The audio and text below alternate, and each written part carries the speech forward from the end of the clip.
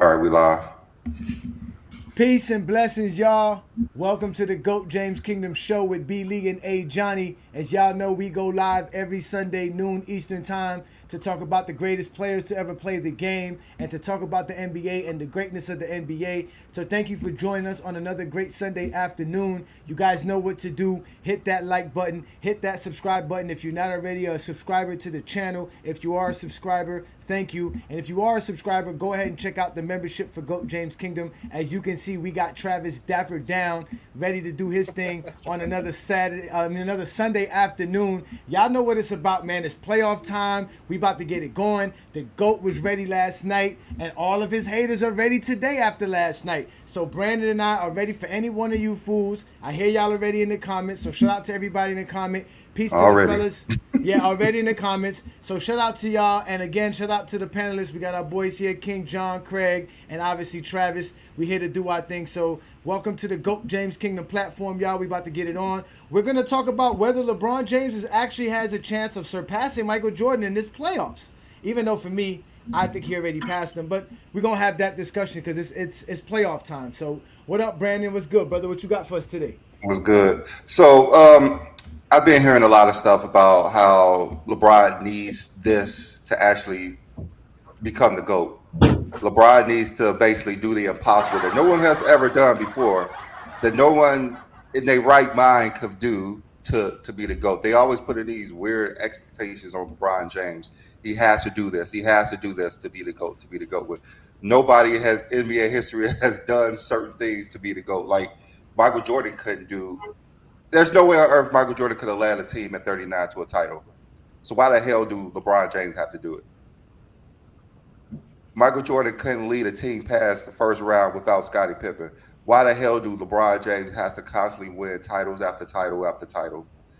Michael Jordan did not have to win 11 titles. Why the hell do LeBron James have to win so many damn titles when Michael Jordan didn't have to do it? Like these expectations that are put on LeBron is unreal. It's been unreal since since he got drafted. He had unreal expectations. Like, can you just watch the game and just appreciate greatness? Why do okay, if you don't believe LeBron James is, the GOAT, it's fine. But just say, okay, so this is his moment to be the GOAT. LeBron, we are waiting on you in year 21, age 39, to do the fucking impossible. They still to do the they still impossible. wait. Wait, they still waiting on LeBron to be the GOAT? Why are they waiting for LeBron to be their GOAT? Why are they still waiting for? What are they waiting You on?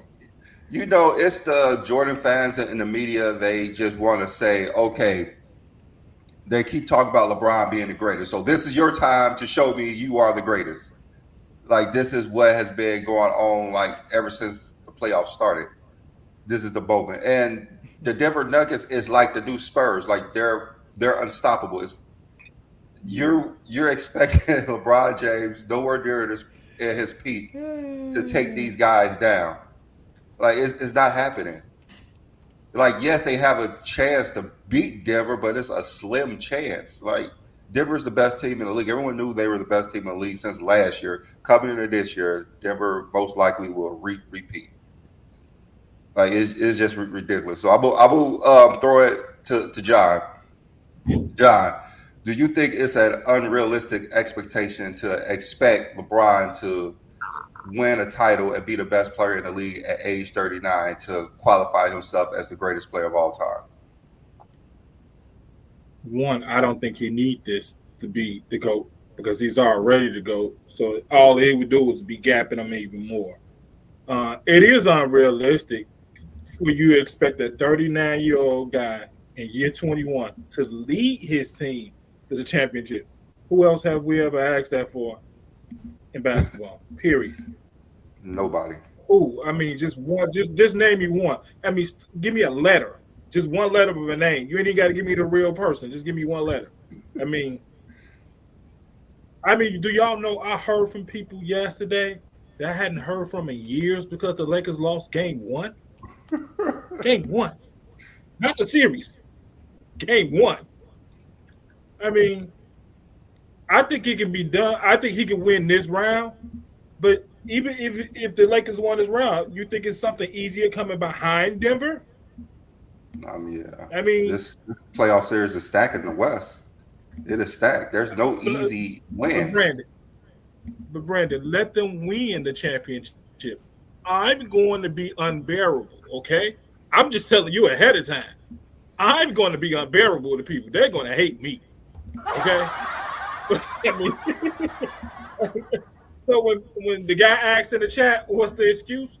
We lost game one. Who said we was going undefeated in the playoffs? And We're one gonna of the ask. other things, like they expect LeBron James to always play as like peak LeBron, like never have a bad game.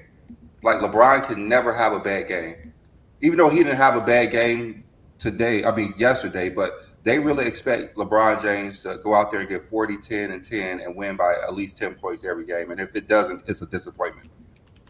No, it's not. It's because Something Anthony nobody has Davis. ever It was because of Anthony Davis, not because of LeBron. That's what they're gonna say if they do win. So it don't matter what he does. That's why to them. That's why I find it funny that you say that. What are they waiting on? Why are they continually waiting to see if LeBron's ever going to be the GOAT when it doesn't matter if he actually does anything that they want him to? He will. He will never be their GOAT because they accept him as their GOAT. This is their argument. This is their life. They have no life. That's why they're in the Are you comments. paying Safe in the attention? comments. Are you paying attention to what's going on?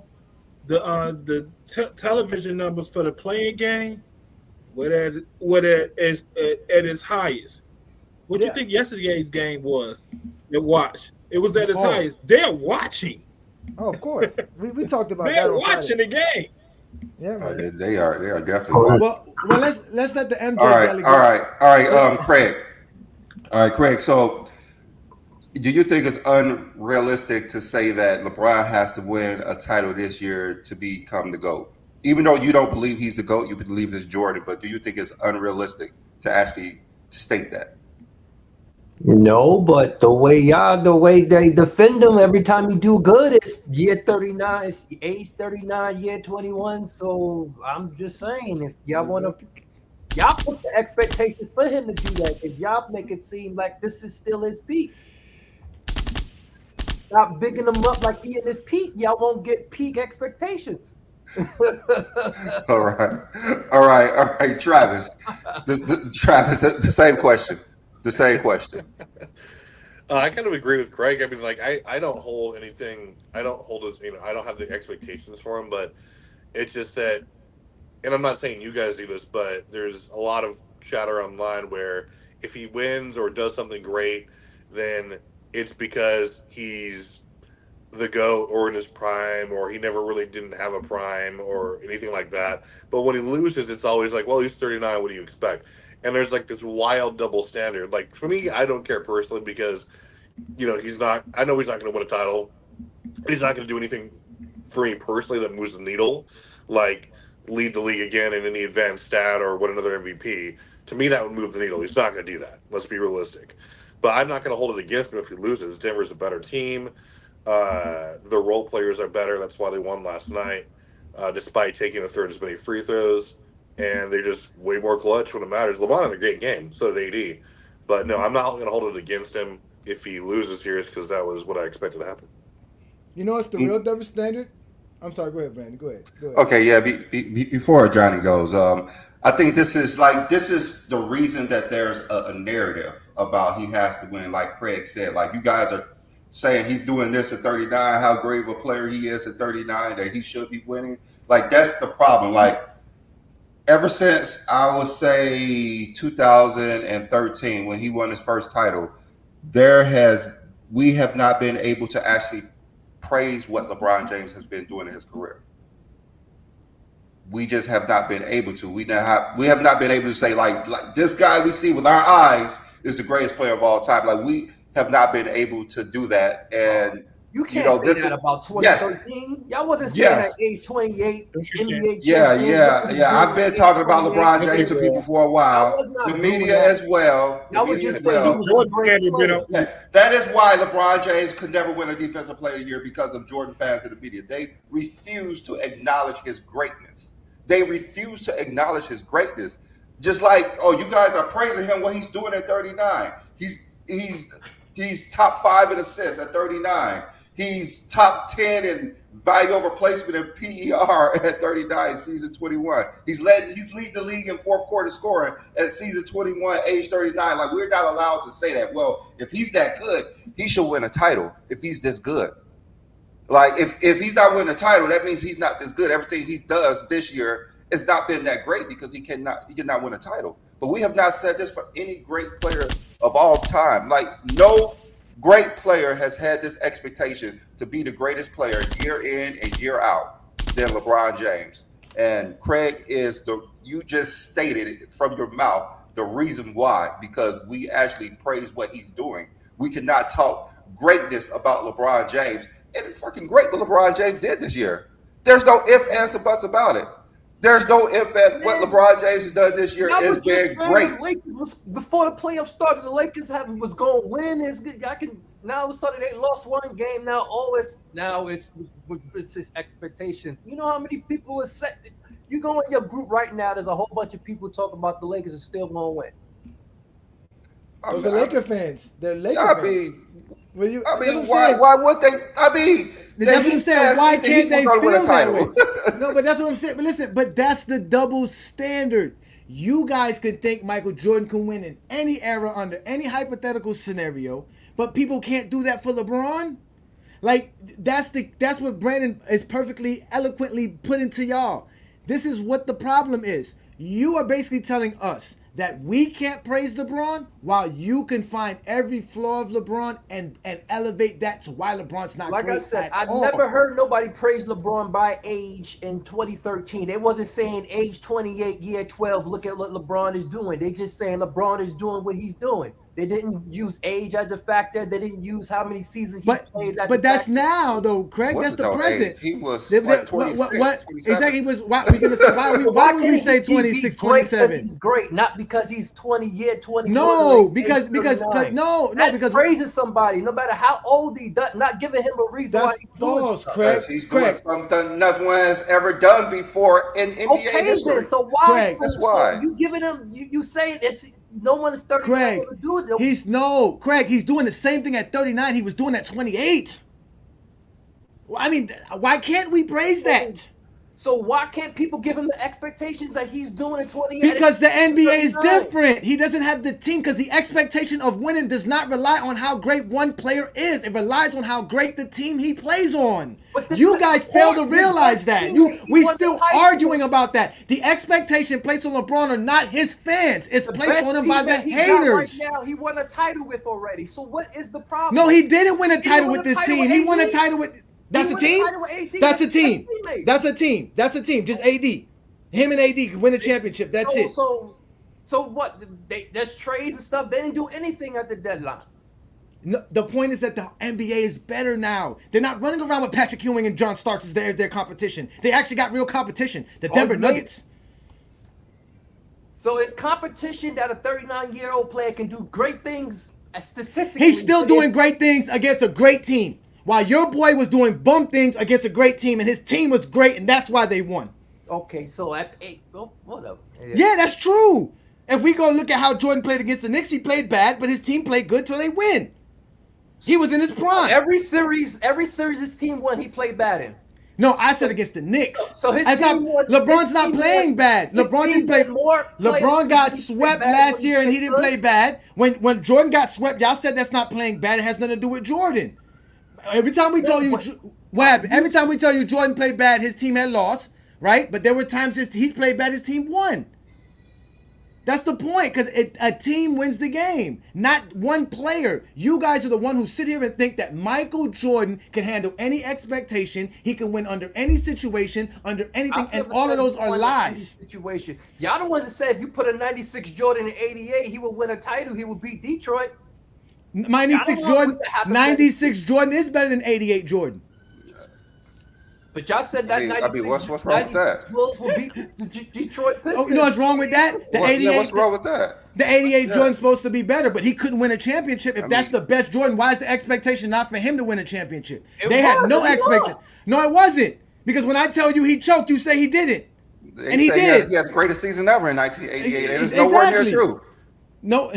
It's nowhere near true. What? As Team-wise, no, it wasn't. No, as far as votes, yeah, getting votes, Individual-wise, it was the greatest voted season ever. He got all the votes. Yes, he got every vote that you can get. That's what he got. Jordan didn't do nothing that season that was better than everyone who played the game. I don't understand. Like, See, this is why Jordan goes. Because we talk about LeBron, and now we have the whole discussion about Jordan. For what? Because we putting the same expectation on Jordan that y'all are putting on LeBron. But now it's a problem. That's the double standard. It's a problem because y'all say he's the GOAT. So if someone put these expectations, now Yes. it's an issue. He is the GOAT. So He is the GOAT. This should be a perfect reason why he should go. Look, y'all putting a 39. Y'all supposed to want a 39-year-old player to win a title. No one else has. But No. This is not what we want. This is what we want y'all to understand. That we actually got a chance to appreciate our boy. Y'all just bursting yourself so when he loses. No. It's not breaking when he lose. Again, we actually get to see our boy compete. Your boy couldn't compete. We watch your boy quit. We watch your boy sit there and get a trophy for nothing. Legitimately got a participation trophy. Just for participating. I'll put it like this. My guy won an MVP this year. He won a championship this year, and he's actually competing for a championship. Your guy at 39 wasn't competing at all. He was just there, and y'all were doing this. Great, Jordan. Great. No expectations, no nothing. Him drafting his own team, him selecting his own coach, selecting his own GM, selecting everything. Jordan had full control, full reins, and there was none of this expectation on him in a weak NBA, mind you. Because LeBron joined the NBA a year later. So that the NBA had to be weak in 2003 if it was weak in 2004. That's what I'm saying. Like, that's what Brandon is saying. Like, you guys put this expectation on LeBron and no one else. The Lakers trying to win a title. I've never said it. We never said that neither. All we said was at 39, he is still great. And that has nothing to do with an NBA title. You guys are basically saying if you're calling him great, he must win. That's bullshit. So great players don't win? Yeah, a lot of great players don't win. There's a lot of great players that didn't win. What? That ain't make any sense. That makes zero sense, Craig. Great players don't win. Jordan wasn't great in Washington. Jordan wasn't great in Washington. Was Michael Jordan great in 1988? Yes. If the answer is yes, you have your answer. You have your answer.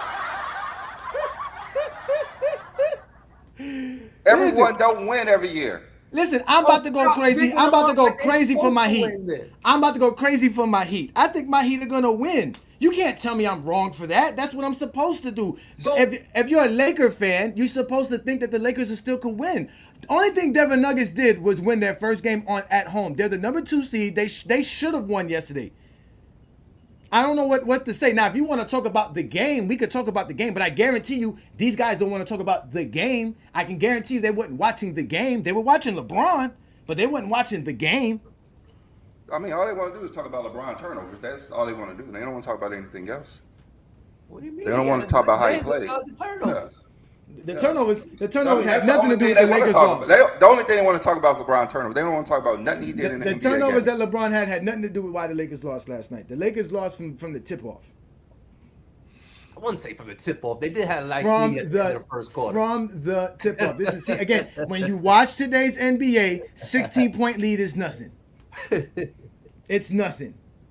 Well, they thought so. Denver is not a 3-point shooting team. That's the problem. They let Denver shoot more threes than Denver's not a 3-point shooting team. Denver is a very efficient 3-point shooting team, and when every time they play the Lakers, we see how great a 3-point shooting team they are. They don't shoot that much. That's why they're so efficient. They don't shoot like every other team. They had 12 turnovers and 8 points off those 12 turnovers. That's what Denver Nuggets did.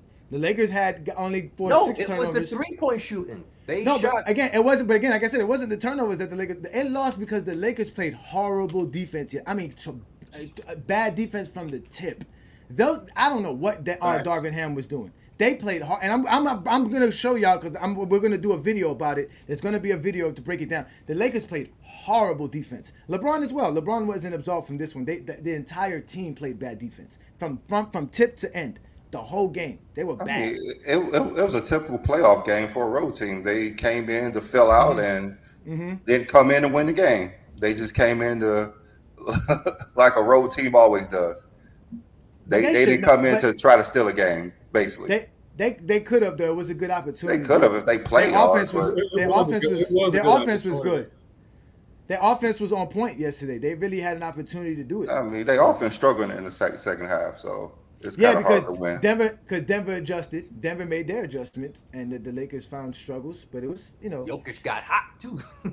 oh well, Jokic is gonna get hot when you have Rui sticking him. Let's not even go to that. Go ahead, Brandon. I'm sorry. Go ahead. I don't even start. I don't even want to start. I don't even want to start. All right, so maybe go ahead and kick this back to John. So like Craig was saying, and how most of the media who are Jordan fans say how LeBron has to win because everyone keeps praising him.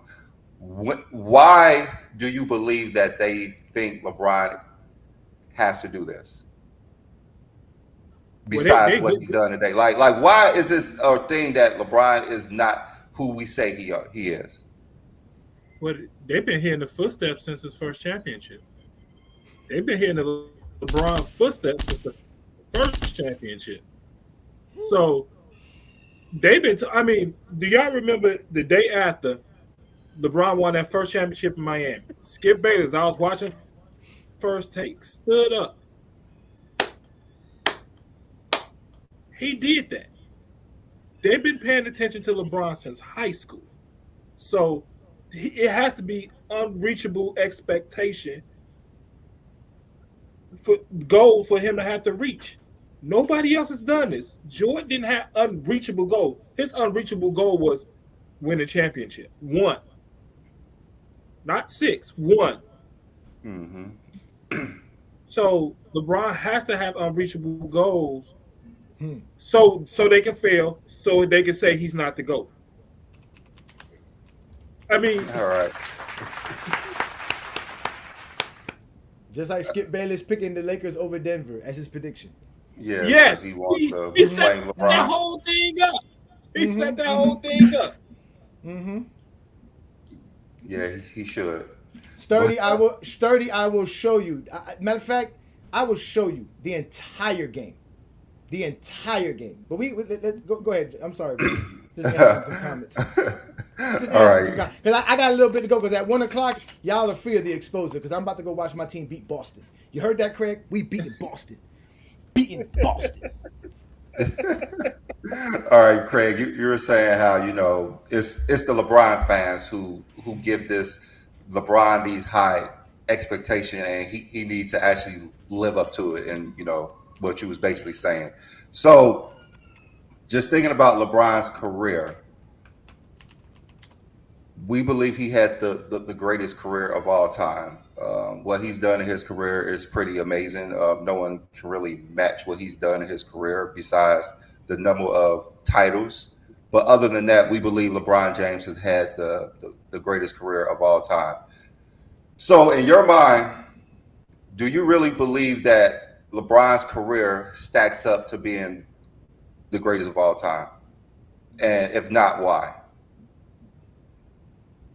I wouldn't say the greatest of all time, but it's up there as far as because the greatest of all time. Mm-hmm. The reason why I don't have him the greatest of all time is not because of the amount of titles he has. It's because how long he's played with the amount of titles he does have. There's no way you can tell me the greatest player of all time can only lead his team to 4 titles in 21 seasons. There's no way. Okay, so hold on. So you said it's not about titles. No, it's not about the amount of. If it's not about the amount of titles that says compared to the not like this. Like you said, there's no way you can tell me the greatest player of all time could only won 4 titles in the 21 seasons he's played. Okay. So how many titles? I'm not saying you think he's a GOAT, but how many titles would be appropriate? It's not so much the amount. It's like a ratio to the amount of seasons you played. Wow, you guys fall into this trap every time. I don't understand how y'all. That's not you, Brandon. I like to understand what he's saying, that he should have more titles because he played so long. But I just want to know, what is that ratio I don't know, whatever his turnover ratio is. I don't It's know. 40%. Six out of 15. 40%. That's the ratio.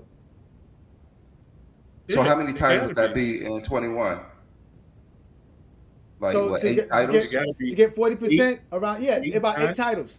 He would need 8 to Yeah, be it gotta 40%. be 8. Yeah, it would have to be Yeah. 8. Something like that.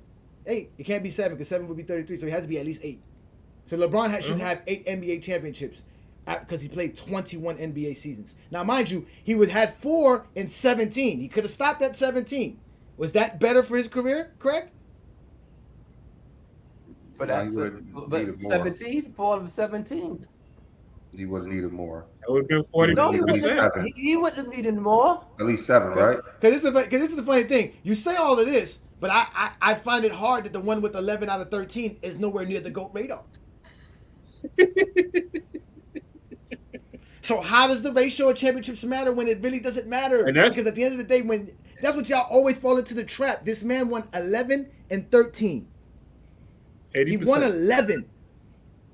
Like he 80%. He that's the if we're breaking down anything and we're throwing everything away for that, it's that's it. There's no argument no more. But what y'all realize is what I said specifically to him.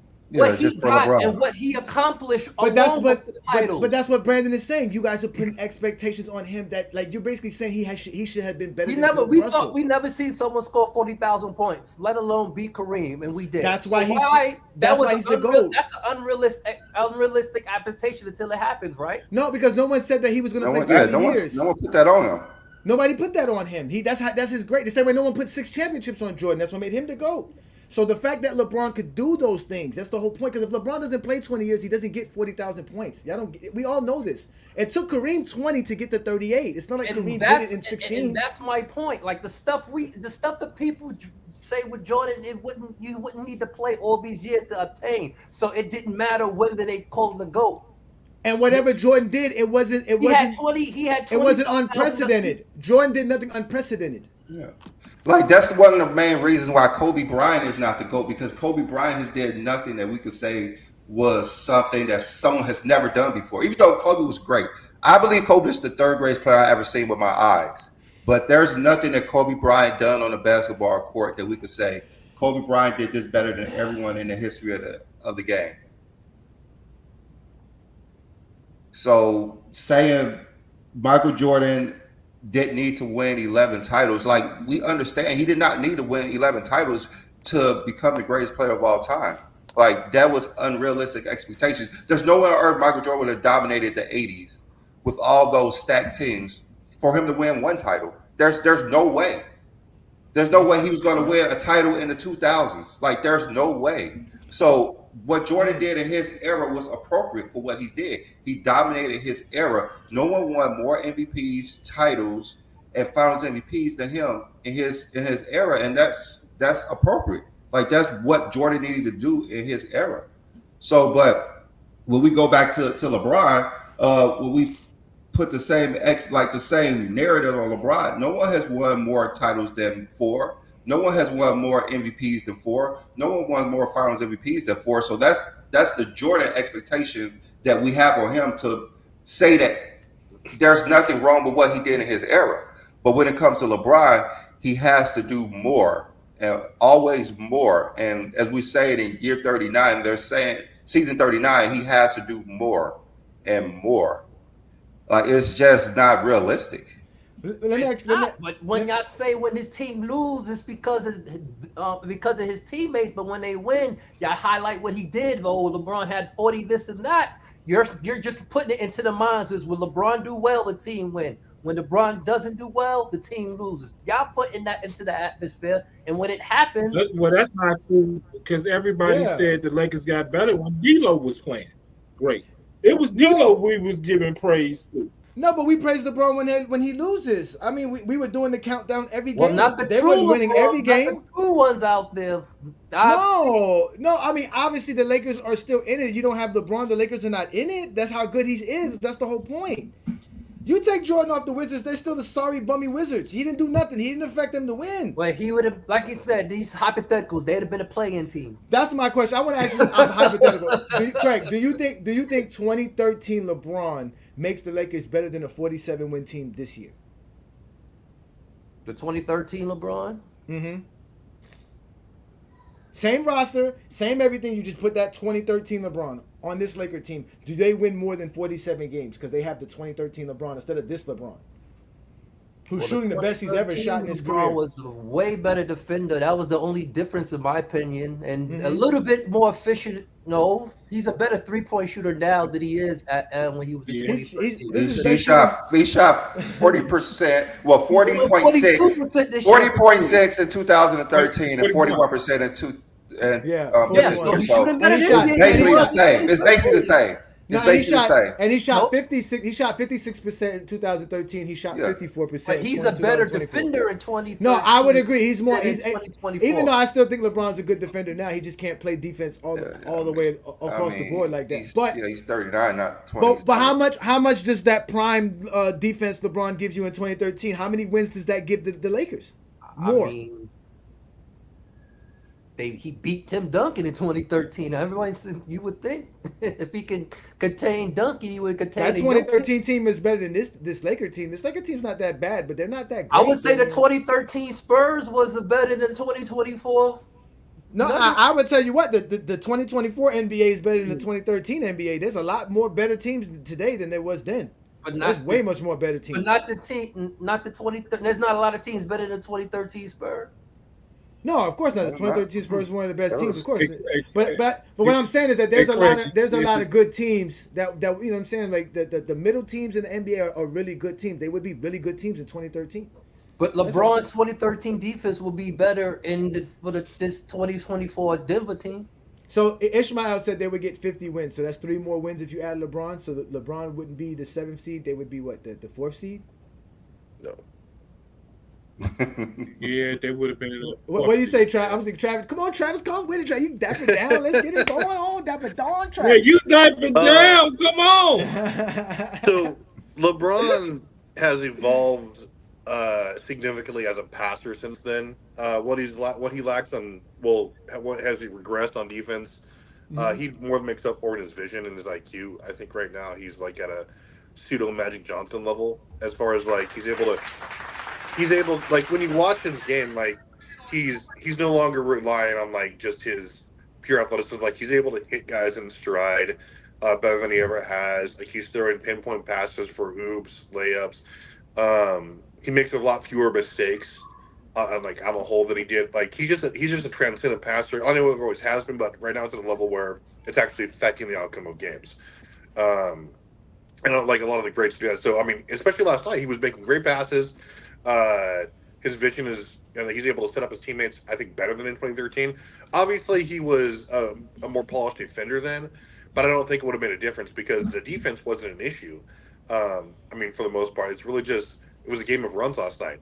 You had D'Lo miss a couple of tough threes when they were trying to break the runs. Who was going to see KCP just erupting for like 9 straight points again, and that really started to get the ball rolling. There was a lot of bad switches that got Joker free or mismatches, especially on the Rui and LeBron. Yeah, so like it was just like mental mistakes that equaled a couple of runs here and there. I think they gave up 14 offensive rebounds. Yeah, offensive rebounds, especially like to Porter Jr. like and things like that. They were just crashing the grass. You were talking about the free throw differential. You know what was the field goal differential? You know how many field goals Denver took last night over the Lakers? 22, like 30. 22. Yeah, they took 22 more. They shot 100. Yeah, 22. Like 100 so it was just, they shot like 100 shots in yesterday's game. The Lakers took like 79. The game was decided like Bad I think defense. at the end of the second quarter when like they let Denver go on that run because Denver had all the momentum going to the third quarter. They capitalized from there, and then Lakers kind of I think checked out and like stopped playing hard defense, like because we had a 12-point lead. Now we're down by like 13, so that's demoralizing to a team. Yeah. Look, Twin Man said D'Lo went 6 of 20. He went 6 of 20 because he was getting torched on defense. He was so worried on defense. It was tough. He was making a lot of bad mistakes. But go ahead. No, honestly, LeBron played a fantastic game, very efficient, great pass. AD was a monster on both ends. It just who had the better supporting cast at this point, and Denver, as they always do. And then Jokic, of course, does his usual thing. And it just, well, kind of what we expected, kind of what I predicted. So, I mean, this You is tough. can't say nothing about AD defense when his man went 15 for 23 last night. Well, I mean, what are you going to do? Wait. Who was his man, Craig? Who was his man? He was Who was- primary. He was getting helped on with Jokic.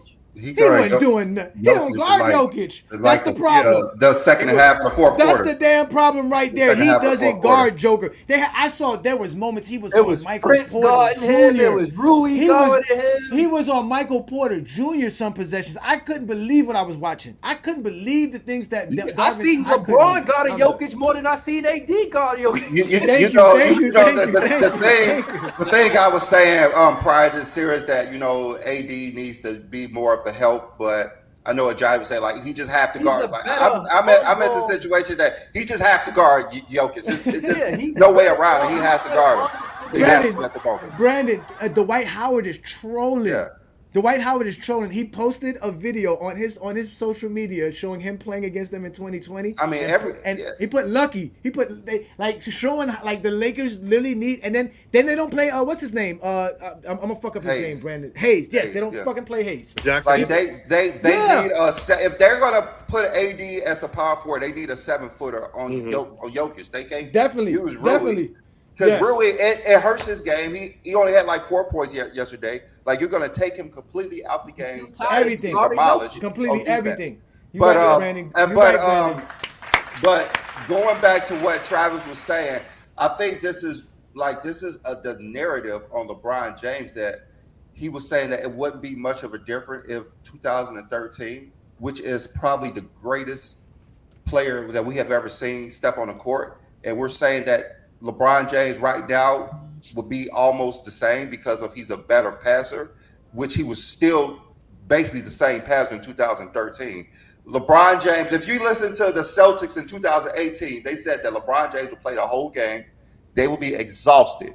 And LeBron James would be just like he was starting the game.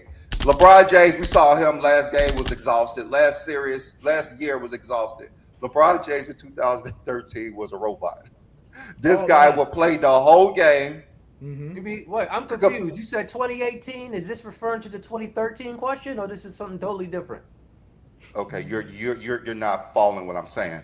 I'm saying that when the Celtics said in 2018, LeBron James was still at his peak at the beginning of the game, and at the fourth quarter in 2013, he was even better because he was younger and had more endurance. And we've seen LeBron James.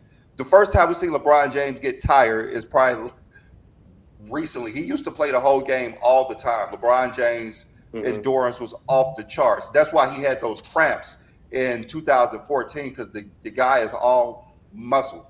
And when you don't have oxygen getting into your muscles, you're going to cramp up. Simple as that. But LeBron James 2013 was a completely different animal than 2024.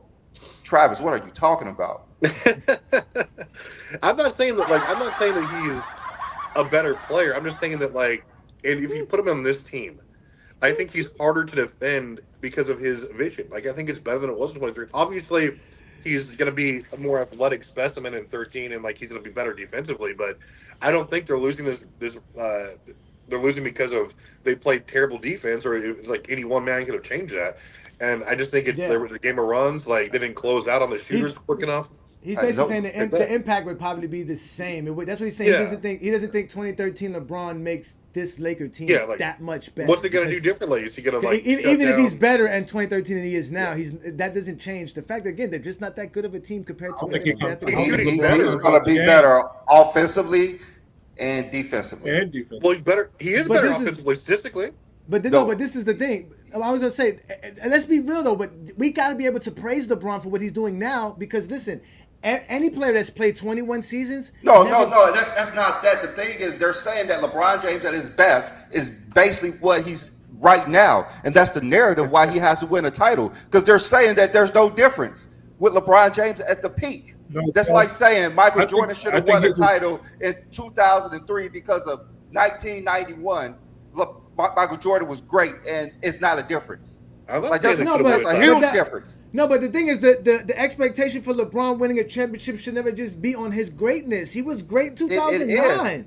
They believe that he's the same as 2013. No, their problem is that they believe Michael Jordan's greatness was so great that he could do it alone. So they think that's the expectation they're putting on LeBron. They're telling us we didn't have to worry about Jordan. Jordan would do it for us. That's what they're saying. They're saying you guys are relying on somebody who we're giving this expectation to and fails you every time. When my guy, we already know he's going to do it. That's their logic.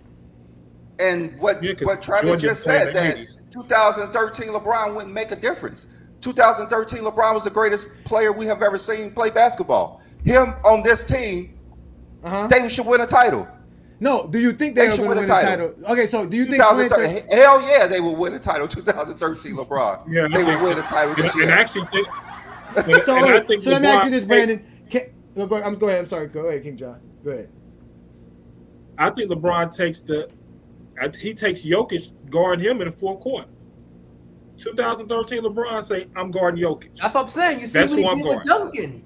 That's my point. Like I tell you, He takes on the responsibility. Hey, AD says you don't want. I think he because can I'm do not that asking now. you to I guard think him. he can guard Jokic now. He just he doesn't he can't like he said he doesn't have the intent. Yeah, exactly. No, like he said he had more endurance. Then it's different. The no, recovery he time said is his different. offense is a better contributor to the team than his defense. So I No, get it. no. What Travis was saying was basically whatever LeBron's lacking today on defense, he kind of boosted it up with his passing ability now and his cerebralness. Because LeBron is actually smarter now than he was. That's what I'm saying. Yeah, his offense will overtake his lack for his defense now. So yeah, it's lack of athleticism. Because that's really it's athleticism that and it's just a tad bit smaller. But I want to ask Brandon this. So Brandon, you think LeBron could win a championship or should win a championship if he was playing now as a 2013 LeBron playing now? So do you think, like, let's just say 96 Jordan would have got the Wizards to the playoffs at least?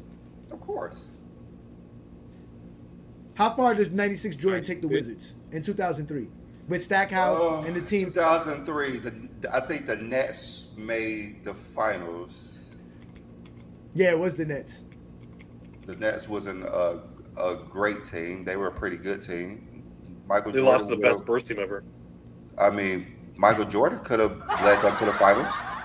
We should put that in the comment. Let's ask that. What team would win? 2013 LeBron. Michael Jordan could have led them to, especially like 91 to 93 Jordan, of course. No, not that. I'm talking about 93. Oh yeah, just 91, saying. 93. 96. Yeah, of course they would have been in the finals. 93. I don't maybe. see Jordan win. I don't see Jordan winning any playoff series without Scottie Pippen. Well, I said That's maybe. because you've never seen it. Yeah. I mean, it's never happened. He never won 2 games. I mean, No, but that's actually a good question. 2013 LeBron on the 24 Lakers versus the 2003 Wizards with 96 or 91 Jordan on the Wizards. Who would win that series? Hypotheticals, but I'm No, expectations are all hypotheticals. That's what we're talking about. We're talking about expectations. We don't the But expectations. we're crazy. Someone's Uh-huh. crazy and says if Jordan wouldn't retire, he won 8 straight. But this is somehow a great Well, question about a. that's not. He can't win 8 straight when he lost in '95. Because he Well, retired. I'm not saying that Michael Jordan would have won a title. Like he could have possibly got them to the final. There's no Jordan team is beating the Spurs. What Spurs team is the ones that LeBron played against? No, 2003. That definitely not beating that Spurs. Oh, they're not beating that. Like Spurs yeah, team? no Jordan team is beating that Duncan, Spurs. that 2003 Duncan. I don't know about that. Yeah. Yeah, that Duncan was ridiculous. He was probably one of the best years of all time when we talk about just a single season. 2003. Plus they had David Robinson too. You know, it's kind of hard. They to had beat them. they had a good team. They had a really good had team. a 97 too. Well, that was probably the best playoff run any player's ever had. If you're talking like from, especially defensively and offensively, Tim Duncan is top 5 at least. I would say, like he was just ridiculous. We let Wu Agent say it. Wu Agent. I still had say it. Kid should have won that MVP though. Who? Kid. Jason Kidd. Oh yeah, That year? Kid then read. Yeah, Was it he should've. 2002 or 2003? I think it was 2000. No, it's His 2000. first. He should have got it 2002. It should have No, been his first run to the finals, he should have got it, but he like got into some trouble with his ex-wife, so that's why they didn't give it to him because he turned that I team think that was around and led them to 03. the finals. I think it was old. Because he No, went to the finals. That was the last year. That was the last Lakers titles. That was 01, 02, I was believe. 03. Yeah, it was. Yeah, it was because Duncan won 2002. in 02 and 03. 03, he was a candidate as well, but no, Tim Duncan was actually the MVP that year. He had a chance, but No, it was really 02. Who won it in 02? Yeah, Tim Duncan. It was Duncan. So Kidd should have won that for turning that team completely around. Yeah, he should have. Yeah. Like that's why Nash won those MVPs. Same reason. That's true too. Yeah. Same thing. He left what? It was Dallas or Phoenix? He left Phoenix. That's why Barkley won that MVP. No, I'm sorry. It is. That's why Barkley won it. Because he turned that team around. No, it's not. That's not a lie. 50-win team not a to lie. a 60-win team. Well, they did That's not a lie. He turned around and won the finals. They did have turned the a best record in the 50-win league. team to a 60-win team. Whoop-de-damn. They did have the best record in the league, so Barkley did have the best record. He turned that team around to the title contender. Like To be clear, there's no I never, like I said, I don't care about rings at all. Like I don't judge players based on like how many rings. That's why I have Hakeem top 5 and he only has 2 rings. And like it's because like what did you do on the court? To me, nothing LeBron does, even if he's flames out the rest of this, his career, which I know won't happen, but he's already put in the work to be one of the greatest players of all time, and he did that in his peak and prime, and especially from a two-way perspective. There hasn't been very many players, if any, better, and that's what I use. I don't care about team success. That's why, it's like I could use any number of reasons to say why Bill Russell's the GOAT, and none of them have to do with his 11 rings. So, yeah. I mean, I just think and I recognize he's 39, but I mean, I just think the Nuggets are a better team. I predicted this all season. I think Lakers are a little bit deeper now, but I think that Jokic is his prime right now. I don't think that anything's going to stop him. He's just too good and efficient. And he just elevated the floor a little bit better. He's kind of doing what LeBron's doing, just to a higher degree, where he can raise the floor level of his team. And he can do without scoring. He's like the best I've ever seen him. This guy Paul Top is hilarious. Travis, he said you was a closet LeBron fan. And it's unbiased, my dude. You can't. That's what Brandon's trying to say. It's almost like you can't praise LeBron. You can't. You really just can't. You just can't acknowledge his greatness. They don't want you to acknowledge it.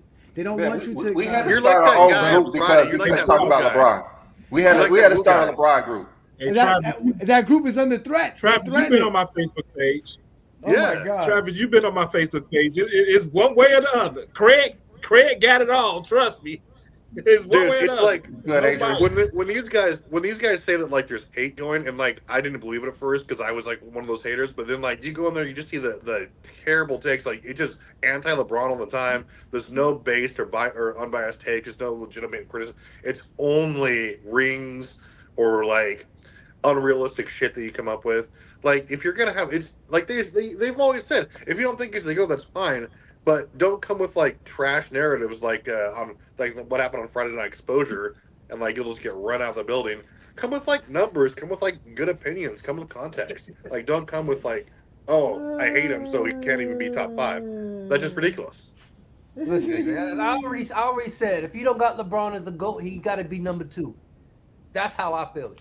And if you feel like that, right, Craig, there's nothing LeBron could do to be number 1, correct? No, I wouldn't say never. How many years is it going to take him to get to number 1? All right, so he has to win at least 2 more championships. So he has to play at least 2 more years. To change my opinion, to change my opinion, he would have to get 1 more. To change my opinion, personal opinion. But if you don't got him number 2, I don't know why you. Because I believe why Brandon believes because Stephen A. Smith said something earlier this week about how. I'm not a fraud. He said something. No, I know that. You're That's somebody called a fraud. Yeah, listen.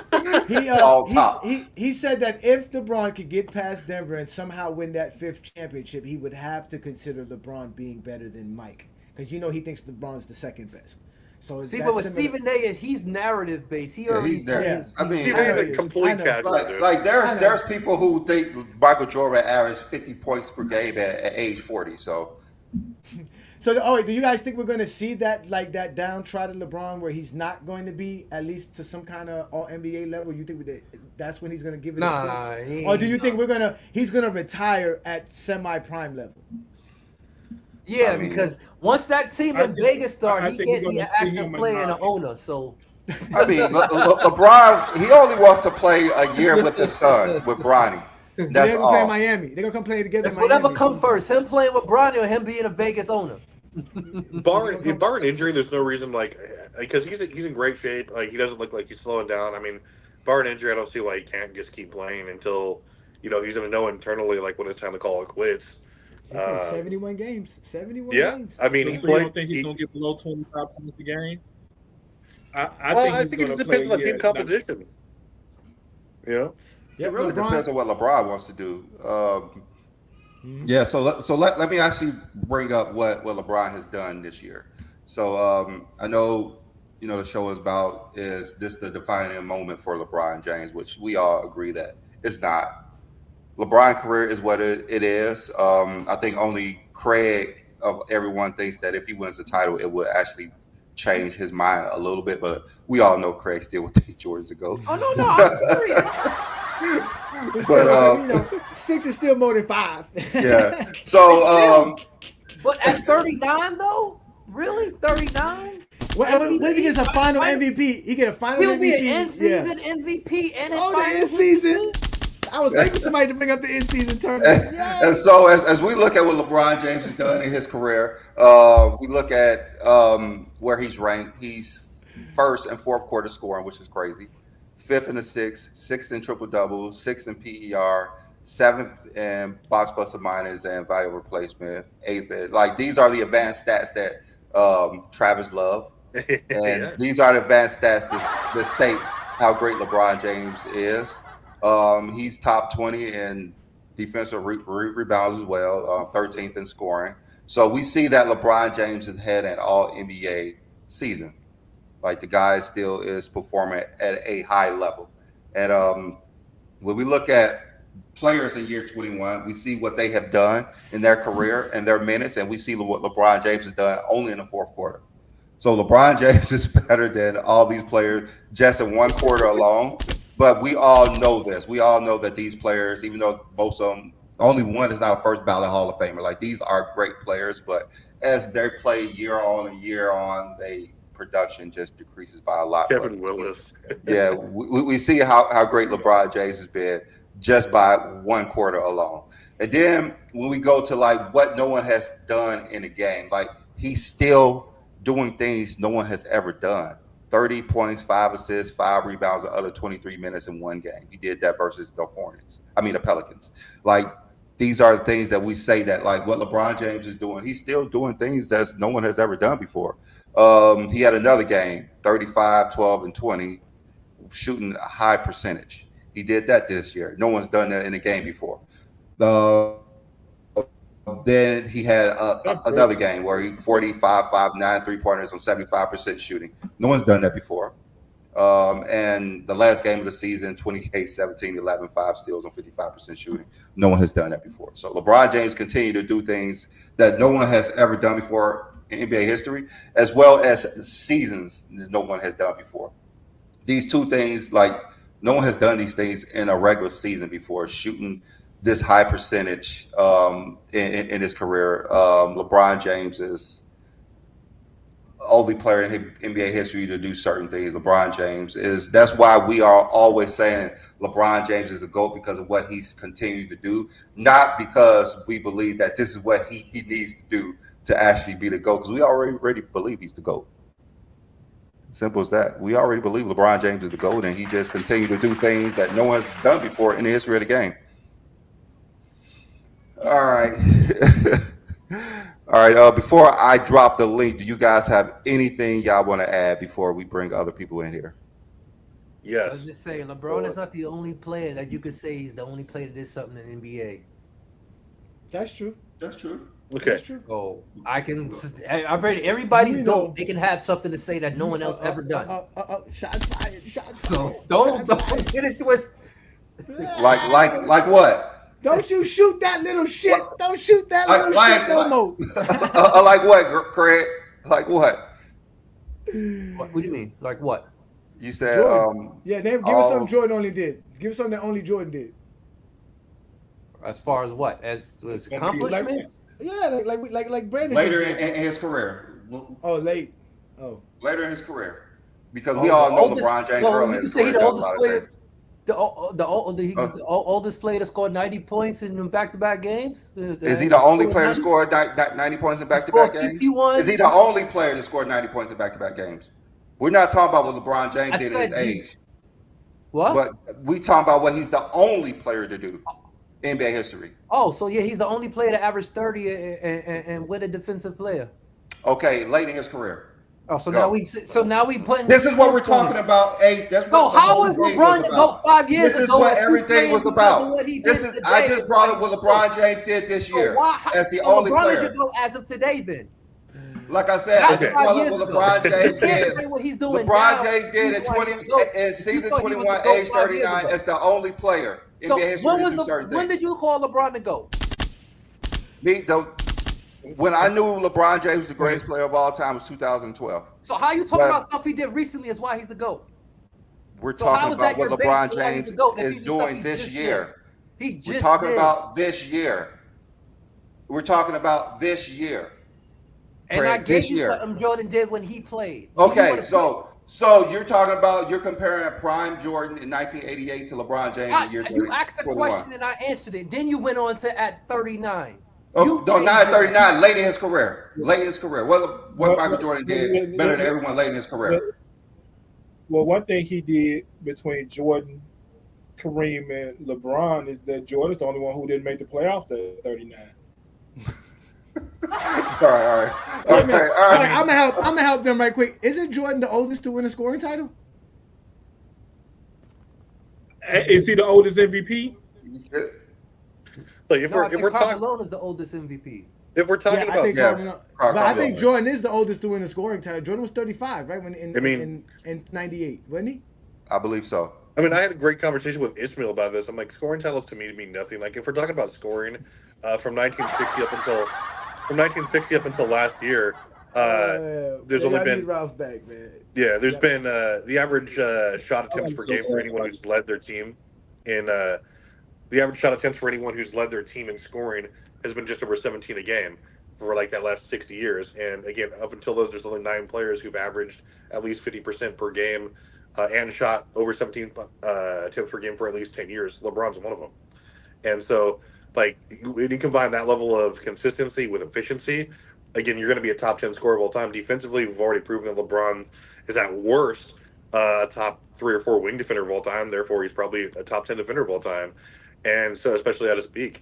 So, like, you can't use accolades or achievements to measure how great a person was on the dominant floor because titles are extremely subjective. The only 3 people who are going to win scoring titles are those who shoot the most. No one except for Jokic is actually. I said average 30 and win a I didn't say scoring title. I said average 30. Like, the only person who's actually bucking the trend and taking the same shots as everyone else as far as an alpha goes and actually winning because he's more efficient is Jokic. Like, he's the only guy who's doing that last couple of years, and he's not going to win the scoring title, but he's going to be in the discussion. And so, I mean, you're talking about we need to combine who were the best two-way players, who did it for a long period of time, and who had the best measurable impact. There's nothing you could say. And no, Ed and Larry Bird doesn't sniff LeBron when it comes to overall team impact, especially defensive end. Like, you can't, like, maybe for a couple of years, but LeBron did it for at least 10 years. That's why he's at worst a top 5 player of all time, because he's consistently dominant. Yeah, Travis, you know the wrong stats for LeBron as an MJ delegate. You need to know 5,000 turnovers. You need to know 4 and 6. You need to know what is it? Can't talk about turnovers. He has like a 2-to-1 assist ratio. 12% from buzzer beaters. Yeah, that's the crazy part. Yeah, but let me get my last word in because I'm about to go watch. Hold on. I just want to know if Craig, do you have anything Michael Jordan did late in his career that no one has ever done before? No? Okay, go ahead, Johnny. Listen, y'all. If I go get a week to prepare, I'll have something. And hey, you should know this, though. You should know. Listen, I'm about to go watch my Heat play. About to go beat on Boston. That's what we about to go do. But at the end of the day, there's nothing that LeBron should do to be considered the GOAT. If you don't have LeBron as your GOAT by now, there's nothing he can do anyways. It's over. It's a wrap for you. Just say you don't like him. Just say you hate him. And in that way, you can get exposed on a Friday night or come on a Sunday afternoon. So Brandon's about to put up the link. And when you fools show up, don't be mad because I'm not gonna be here. I'm gonna be watching from the sidelines while I watch my Heat whoop on Boston. So y'all enjoy y'all Sunday afternoon. Y'all be good. Y'all hit that like button, hit that subscribe button. Check out the membership. You can get a shirt made. Travis, show them your shirt. Travis, put Travis on the big screen so they Let's can see do that. it. Show them so they can see how we do things. We don't hate. That's a cool Jordan shirt. That's actually a cool Jordan shirt. I dig it, man. You dig Absolutely. it? Thank you. Look at, and John got his shirt as well. So we got some more shirts in the making. I thank you guys again, Brandon. I'ma holler at you, man. Keep it up, guys. All right. Let's go Heat, baby. This is GOAT James Kingdom. All right, y'all. Yeah, and top, like when you have text like that, where you're really saying is that Colin Coward is your Google search bar. That's the only thing you're saying, and like you have no actual knowledge of you only can't form your own arguments without listening to regurgitated chicken feed from ESPN 24/7. Like, come up on the panel and get embarrassed if you want to bring that drivel. What's good, twin man? You know they don't want to come up here, Travis. Can y'all hear me? Yeah, we hear you. What's up, twin man? What up, Travis? How you doing there, Craig? I hear your ridiculousness. What's going on, y'all? But nah, to the title of the stream. At the end of the day, there's really no point in arguing with people. You already know my stance on this, B. Lee. There was, and I think Gilbert Arenas really pointed this out on several occasions. There really wasn't a standard for the GOAT to actually have to live up to. You feel what I'm saying? Didn't have to live up to the expectations. He just had to go out there and play ball, and he had the media yelling for him. He was the GOAT and he was the greatest. So this notion that LeBron had 30 championship to be considered the greatest player ever is just ridiculous. And it's always been ridiculous. To me, LeBron's passed Jordan's ever since 2016. After that performance, there was really nothing you could say. So now, like y'all have already masterfully pointed out, they have to sit here and come up with expectation after ridiculous expectation, narrative after ridiculous narrative to try to really justify why they just can't see the writing on the wall. That's just the truth. Because there's no logical argument to sit here and say Michael Jordan is still better than LeBron James other than your nostalgia. There's just no other reason. All right, Craig, did you want to respond to that? Oh, you come in here with your broken internet, man. First of all, how you going to say it's not about what he did and say 2016 is what did LeBron do in 2016? He won a title. So most importantly, it's about titles. So don't come here and say Actually, he did it in historic fashion. But he still won. That's why. So he would have been the GOAT if he I'm not about this. But hold up, it was about how he won it. That's why he's the only player to ever come back from a 3-1 deficit and win a championship. So that's my point. Like I was just talking about earlier, how he's the only person to do this, or how he's the only person to do that. He was the only person to do that in the finals. And then just his overall performance that season. So it's about what he did in the finals. It's about what he did that season, and then he capped it off. The icing on the cake was that comeback. What did he do in this season? He led a team win 73 wins that season. What was so worried about 2016? Besides the finals. So, Greg, they sat here, and of course they made trades because they got to make trades on the real if you want to have an actual championship team. And he was able to take that team, and he was actually able to beat the greatest team ever, the greatest team at the time before they got Kevin Durant, in the Golden State Warriors. That's why. Fashion. So not only did he do what he normally does during the season, and he's just a monster during the regular season, it's what he did in the finals as well. So that's what I'm saying. That entire year, not just the finals, for me, what made him the GOAT. It's not just the finals. That's just the icing on the cake was the finals. But you literally said what he did in the finals. How what he did in the finals, the icing on the cake, if your whole basis is what he did in the He finals. led everyone in all major statistical categories in that finals as well. Impressive. Yeah. He's probably the Both only teams. one to play all 7 games too, but I mean, you could do the same thing in 4 games too. You just have to lead everyone in all the stats. You could do that in four games. All right, let's go ahead and get Ishmael up here. Hey y'all. I actually kind of agree with Greg on this. Even though I do think, of course, LeBron James is a GOAT, but I agree that a lot of people use the 39-year-old type of thing and say that anytime if LeBron is playing bad or the team is not doing too good, they kind of lean towards like, oh, LeBron is 39. You can't expect him to do this. At this point, since he's still putting up historic numbers and being consistent and being a prime player, it means like he's not at his peak, but he's still very effective as like he is still a top 15 player in the league. I don't see why it's not a problem to see that he is still capable of winning championships. I'm not saying it's expected. Expected is like you got to expect the team to be a championship team, but can LeBron be able to still impact a team to possibly go for championships? Absolutely. And so and it is a fact, like consensus, most people think Jordan is the greatest of all time, whether it's nostalgia or whether they think because it's 6 finals MVP, 6-0 in the finals.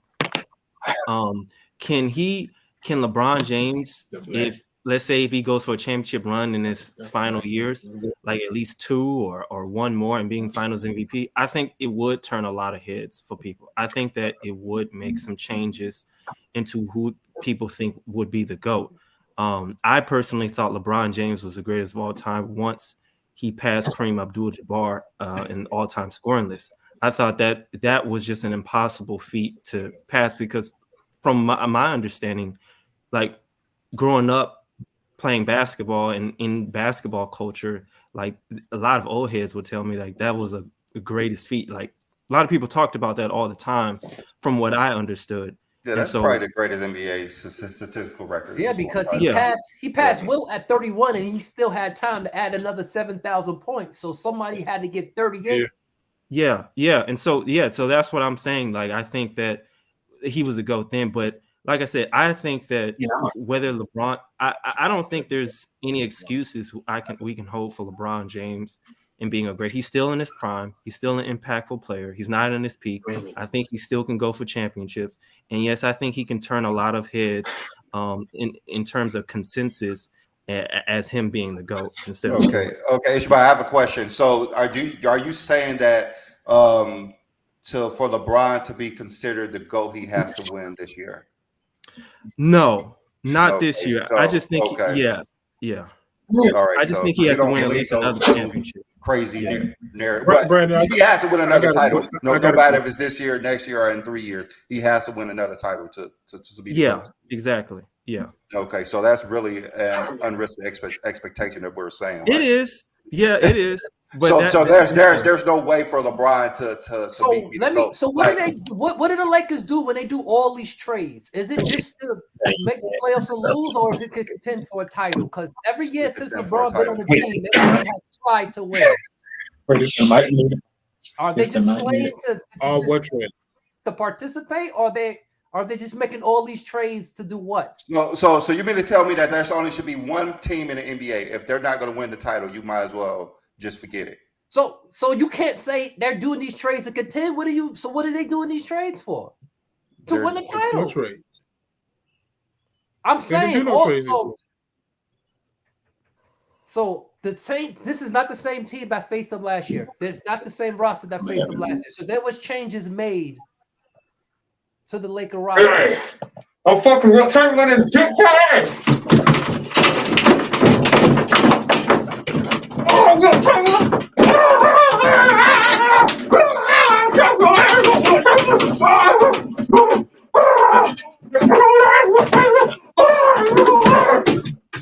You gonna kick him out? What is that supposed to be? amazing. Okay, What the- I wasn't ready for that. I just want everybody to know I wasn't ready for that. I don't even know what I was saying just now. I don't.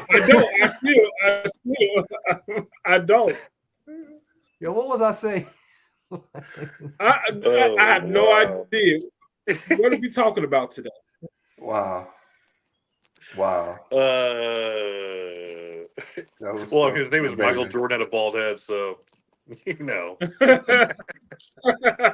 I gotta ask is, what the hell was that? Somebody I think LeBron is the GOAT being a fool. No, but he had Michael Jordan name down there. Yeah, Michael Jordan had a bald head, and that's not a compliment. But Greg, what could LeBron do? I mean, like other than championships, do you think like that can actually help seal the deal if he just did that? I'm not saying that, of course, that he has to, because at this age, it'd be more so at the age more than the actual title. Is that the age he won? He led the team to a title, even so, as Jordan couldn't do. Okay. Be Finals MVP. Yeah. What if you win a title at MVP at 40? I mean, LeBron is the only player after year 17 to win a Finals MVP. So, but he's the same age as the last of Jordan. They both was 35 when they won their last Final MVP. So that's why I'm saying the 40 at Finals MVP. I mean, he already did something in that stance like Michael Jordan never done. He won 3 Finals MVP with 3 different teams. Like, he's already accomplished things with Finals MVPs that no one has done before. Why do it have to be this year? Why is his book still stating that? It don't have to be this year. It's as long as he plays. If he do it next year, that's even better because he'll do it at 40. It's the story that goes. I think it's almost like a Cinderella story type of thing. It's not a Cinderella story. It's a story that we're saying that you cannot be the GOAT unless you do Mission Impossible. It's not Mission Impossible. That's what Mission Impossible. No one's done it before. I'm gonna tell you. How is it Mission Impossible to expect the greatest player of all time to want to win a title at age 39? It's Mission Impossible because I'm sorry, it starts with Darvin Ham and the lineups he's putting out there. Rui Hachimura, you need his scoring. D'Lo went 6 for 20 last night. Austin Reeves is not giving you your average. You have Jackson Hayes, or I forgot it. Yeah, Jackson Hayes sitting on the bench when he could be in the game guard fucking Jokic. It starts with the coaching. Well, and then they don't have the support. Let me finish. Let me finish. They do not have the supporting cast to match the talent. I'm sorry. Jamal Murray and Michael Porter Jr. are better, way better than D'Angelo Russell and Austin Reeves. Austin Reeves is terrible on defense. We already know D'Lo's terrible on defense. They're not. Mix it up, Darvin Ham. I'm sorry. Mix this shit up. He keeps doing the same shit and expecting a different result. It's maddening. I was watching the game last night, throwing shit at my TV. Yeah, like what I'm saying, why it's Mission Impossible, because no one in history has done what they're asking LeBron to do.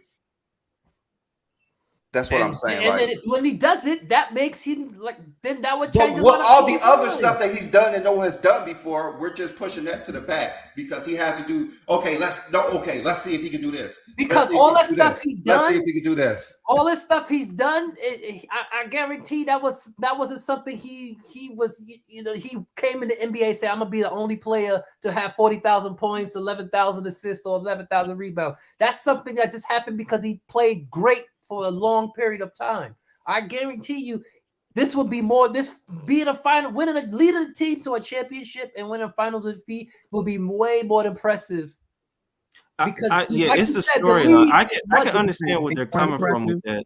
I do got one question. Why can't we talk about his age? Because he's still in his prime, man. No, we can't use his age because he's supposed to be in his peak still. What great didn't we talk about their age when they let it play? Tom Brady, we talked about his age every year. Kareem, they talked about his age late in the career. Right. Why can't we talk about his age? It's impressive. It's one of the most impressive things ever in basketball history. It's one of the top 5 most impressive, no doubt. But it's not. It's just that if he plays bad, like if he's already playing good, we can't say that it's because he's 39 years old. It's just like he's already a good player. But Tom Ishmael, Brady, when he had a bad game, he was 40. When he had a great game, he was 40. But Ishmael, We've you're taking it the wrong way. You're taking it the wrong way, and I think Craig is taking it the wrong way as well. It's not that when he plays good, we're chalking it up to his age, because even when LeBron was 10 years ago, if LeBron had a bad game, it was on LeBron. If he had a good game, it was on LeBron. It's just that he's the best 39-year-old to ever do it. That's the point. We look at other 39-year-old basketball players and players in year 20 plus, what they were doing on the court. And we're talking about great players, Vince Carter, Kareem, they were shells of themselves on the court. That's the difference. Yeah. That's why when people talk about his age, we're not used to a 39-year-old player in year 21 still giving you 25, 7, and 7. We're not used to that. So that's why I feel like y'all are taking it the wrong way. He should absolutely be praised for still being able to give production he gave you 10 years ago. Mm-hmm.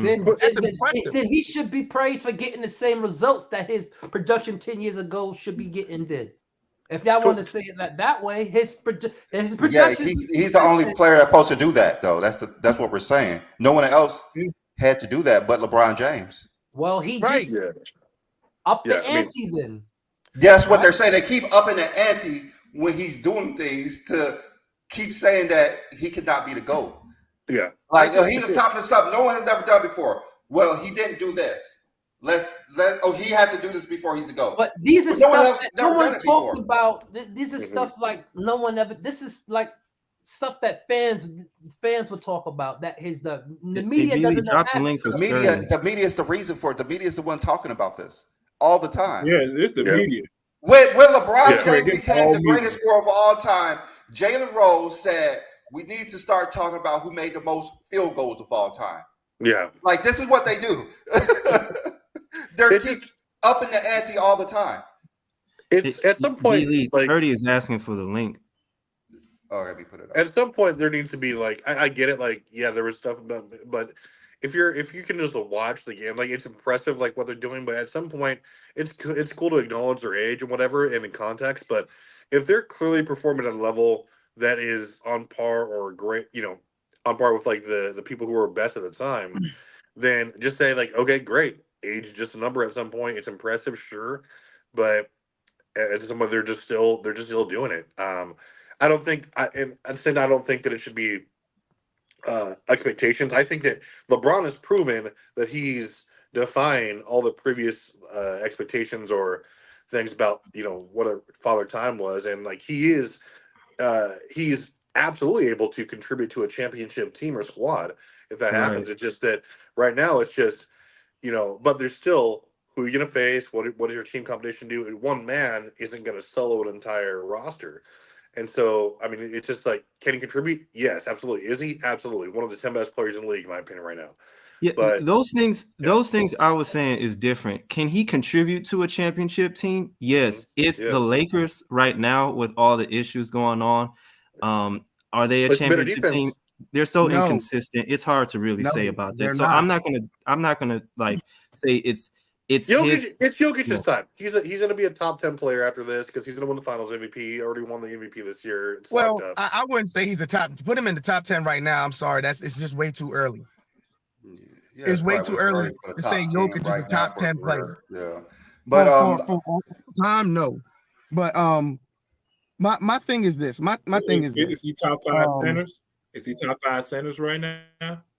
All time? No, not at the moment. It's hard to put him in top 5 like right now when he hasn't really had 10 seasons that we can look at to say that he's great. He's approaching 10 seasons to look at. Like, he's approaching 6 right now. So he's not. Yeah. I was like exactly what BD said is like it's just simply longevity at this point. I don't like. No, this is not even his 10th season. Like him and Giannis is like. Well, Yeah, he I may think be in a Giannis, 10th season, but he hasn't had 10 impactful seasons yet. he had prime. Yeah. He's not in his 10th year of prime. Yeah. Definitely not. Yeah. Him and All right, Giannis is like year 8, year 9 for their prime. Yeah, And I'm gonna So you real, saying and I'm gonna be real. yeah, He's let's got go. five centers back. I hate to say it this way. He's got a great situation. Like his team is great.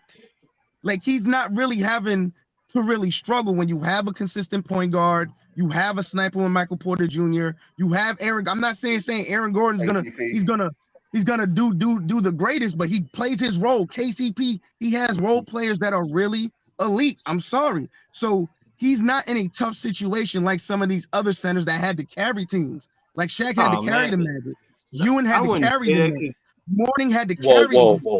Nah, because Tim Duncan Shaq did not have to carry the Magic. Shaq did not have to carry the Magic. Also was always in a perfect situation. No, he did not. Well. If Shaq wasn't there, the Magic go to the finals that year? If Penny wasn't there, they'd go to the finals. That's the point. Yeah. We gotta stop doing that. Hold on, time out. We gotta stop doing that. Real talk. I mean, it's like a situation with Jokic right now with him and Murray, Shaq and Penny. Like those two, like they go hand in hand together. Without one, you're not going to make it that far. Yeah, and that's what I'm saying, BD. And that's what I'm saying, BD. It's similar to what Johnny said earlier in the stream. Teams win championships. So when we judge the way people judge teams, the basketball fans, the casual fans, they judge based off top down instead of totality. So instead of saying, okay, this team has a chance to win because not only they have elite talent, they also have built around elite talent very, very well, and they have a coach who optimized set elite talent. That's how the game should be evaluated. But what people do, they like to give majority credit to 1 or 2 players on the team. And that's never been the case. That's never been the case. It's a team game. Teams win championships, not individual players. And I just came up here to give 2 cents on a few things. That's all. First thing, T Perfect. Absolutely not. No, like if you put 2013 LeBron, this team beats Denver. I'm not sure they win the championship. They definitely beat Denver. For this standpoint, I'm a tactical person. I'm not a narrative person. I'm a tactical person. From a tactical standpoint, you're talking about a guy who are one of the greatest athletes, they arguably the greatest finisher in NBA history against this team that's not an elite defensive team at the rim. Right. And that's going to cascade and have a domino effect because now guys like Rui don't have to exert so much defensive effort. He can be more off ball and get more of his production off. In addition to that, even though I do agree with you, he's a way better playmaker. He's a way better passer in terms of IQ for the game than he is at Miami. But he still was an elite passer. He's still one of the best skip passes in NBA history, period. So providing that downhill, and most importantly, when it comes to playoffs and the matchups, most importantly, there's no against any team that LeBron and his peak, that's not going to stop him or give him no rim deterrence. Oh, it's a problem for you. Now, Joker's going to be, in the hypothetical nature, so Joker's most likely going to be in more foul trouble. Aaron Gordon is definitely not going to have as much success as guarding the 2013 LeBron than opposed to the 2024 LeBron. You have way less success. So when people say, if people do that hypothetical, you put 2013 LeBron, this team, yes, they beat the Nuggets because of what the things he provided at that time in his career. But another thing too, I was going to say, typical Jordan logic, double standard. When Jordan was doing things that other players already did, it became more hyperbolic. But when people mention LeBron's age, is what King John mentioned. Any athlete in any sport that does great things at an older age, because that is extremely rare, gets praised for it. Don't mean they automatically, we got to do this very backwards, retarded logic. Oh, because he's playing great, we expect him to floor raise his team to greatness too. That's never been the case. Never been the case. Tom Brady got praised. Even if you want to go to combat sports, Joe Foreman got praised for winning the heavyweight championship at the age of 40. It's just anything that's rare, that's being done in sports, get praised. That's all that is. So when a guy like LeBron, when people mention his age, because he's setting a new standard for longevity, just like anything in sports, when you do something great that no one ever done before, it's going to get praised. And there's this weird double standard thing when it came to LeBron, and clearly not for Jordan, in regards to if just because you give him recognize that greatness, now you have to put these unrealistic expectations on. Because common sense will tell you Teams win championships, not individual players. And just because a player played great, don't mean his team is built optimally around him, like in regards to the Lakers. So, in my opinion, they played great defense for a good portion of that game.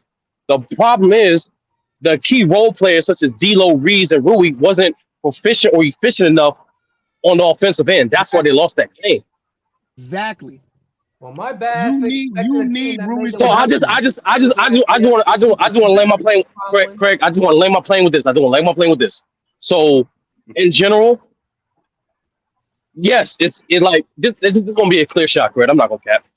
It's easier for a guy like Jordan to beat a team like the Utah Jazz when you have a duo that's underachieving versus a team you're facing against a duo that's built optimally that actually know how to get the job done. And you counteract the fact that your team's not optimized around you either. Yes, it's a higher degree of difficulty. So no, so to wrap it back to the title of the video, to expect the oldest player in the league to floor raise his team to a championship is beyond delusional from anybody. Yeah, and LeBron does make his teammates better. Reggie Red. Well, my bad. Sturdy. A team that was at the West Coast 4 games from the finals last year to get even further. My bad for people that actually think Craig. Just like I tell the media, I tell fans, last year has nothing to do with this year. Yesterday's price, not today's price. Why do people keep bringing that up as if it has any over since last year? They didn't I'm saying, Craig, it's regardless of what happened last year, it's irrelevant. These teams are different. As far as Tom Brady, they praise him because he won. They praise Foreman because he won the title. They didn't praise Tom Brady because he won a NFL game or he got Tom Brady won an MVP Super Bowl. at 40. What you talking about? Yeah, he won an MVP at 40. A Super Bowl. This is before the Super Bowl. No, wrong. MVP has nothing to do with your team winning the Super Bowl. You talk about the NFL MVP. No, the point is, Craig. Here's what Jordan fans do. They want to pitch, just want to listen to. It's this simple. In any sport, whether it be individual or team, when any person at an older age displays greatness, it gets praised. It don't get these weird double standards of, okay, because you're playing this individual player, now your team has to win. That's dumb. They don't do that to another sport. Tom Brady played 3 years in Tampa, right? Huh? Right. Yeah. Well, Sturdy. Tom Brady played 3 years. What do you think LeBron needs to do on a consensus standpoint to pass Jordan, like in the postseason? Or that is an excellent question, and the question that is nothing. He's in year 21. You got him where you got him. To be honest with you, Ishmael. Here's the real reality. Here's the raw truth. Is not going to be consistent until the majority of Jordan fans start to die off. Like majority of the Bill Russell fans and Will Chamberlain fans, they began to die off, and that's why the word of the Jordan fans became more louder because it was just their time. When these old farts start dawning off, that's when become consensus. Because there's nothing he can do that will change their mind. He has 21 years of sample size. You got him as the GOAT or not. Team accolades not going to change that. You don't even think that even if he won a championship or two before the end of his career, before he retired, you don't think that a lot of people would change their minds about it? No. Honestly, no. Bro, no. Because I'll give you a perfect example, Ishmael. Because Jordan did not have to do nowhere near the same thing when people deemed him as the GOAT. Yeah, it's a pick and choose thing. There is no consistent standard. Oh, here's the standard to be the GOAT, and then you have to. That's how you usurp it. No, it's literally based off what fan base squeaks your name the loudest at that time frame. Because when Jordan was selling in the 80s, people still say, "Hold up, this dude have nothing on Kareem." It wasn't until '92 when the praise started getting, because that's when Jordan had his peak popularity. That's what that is. That's why I said. That's why I asked you a question in the realistic way. There's nothing LeBron can do to change the minds of people who are made up their minds already. You just heard Craig earlier this stream say, "Oh, I don't have LeBron as the GOAT because essentially 4 championships in 21 years is not as good as the ratio as 6 in 15 years." But when we I go to Bill also Russell, said hold that on. he wins a final MVP But, 39-40. but when we get to but when we get to Bill Russell, who won 11, 13 years, got the same amount of MVPs as Jordan, and was literally the Finals MVP named after him, we got to disregard that. You know what I'm saying? So there is no consistent standard of the GOAT. It really depends on who do you favor during your time. That's why I see, at least at the consensus level. That's what that is. See, I feel Yo, the it's my key is it's the my key is you've gotta like find LeBron could people go who back are to back. LeBron could go back. LeBron could win this year and next year and be final MVP both years, and they would still say Jordan is better. It does not matter what he does. I'm just So- being real. LeBron No, it's real James talk. has If he, I 40,000 swear to God, he has if he's 40,000 points, 11,000 rebounds, 11,000 assists. He has all the playoff numbers. Like Well, there's let me nothing ask he Greg. doesn't have. And I'm trying to tell you, if he went back to back, if he won this year and next year and was Finals MVP, they would literally sit here and say Jordan's the GOAT because he won his faster. Well, let me ask Greg. yes, Greg, like dude, like if he three-peated with the Heat, they would say, oh, he did on the super team. He had to leave to do a three-peat. It's Yeah, I got you. always it's I got never you. it's never You consistent. find it And negative. I just want to, Ishmael, I want to make this clear. This is not uncommon because Jordan fans are just louder, more spoiled Kareem fans and Wilt fans. At the end of the day, they don't know it. They just derive from the same place. The Thanks, point Greg. is, the point is, at anyone at different time frames is going to emphasize anything they want to favor as them to go. That's why when you have the GJK platform that says even whoever you have as the GOAT, you come up with at least objective criteria to justify that. yes. Yeah, I got you. Well, let me ask. I know that Travis said that he have to at least win an MVP, which will be impossible. He's not going to do that. But do you think Travis and Greg? Do you think at least if he won 2 or a championship at this age, at this time of his career, that can? Do you think that can overtake Jordan, in your opinion? I mean, so so what I would say with the champion, like the MVP thing, I'm just using for context. So I don't think, to me, I don't have rings or accolades, or like when I rank players, that's like the last thing that I use. As far like I have him at number 2 for completely different reasons, because I think that he had the second best peak of all time on both ends of the floor, and I think that Kareem at the third and Mike at the first. Like in my opinion, I'm just using overall numbers, overall percentages, overall, and I use a lot of analytics for that. Has nothing to do with rings or team composition or who failed in the finals or who overperformed or who didn't. Again, when I've done my own research, I put all these numbers together. Those are the people that I feel my top 5.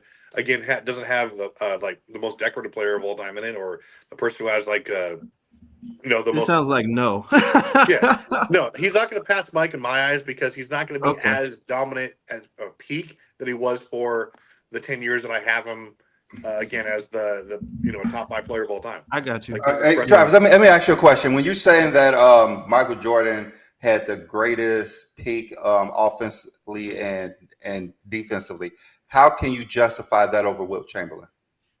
Right. Because or even Kareem. Now, here's what I'd say though, and again, I've said this a million times: if all the stats, including analytically, was available for Bill and Will, I'd have them 1 and 2 or 1A and 1B without a question. It would be them and everyone else looking down. I have them separately ranked because it's not fair to them. Because again, they were dealing with half the stats that we are today. It's your criteria. How's it not fair to them? Like, it's not fair to you to put them above Jordan. That's what you're saying. No, it's not fair to rank them against players who have a lot more metrics and standards like to use.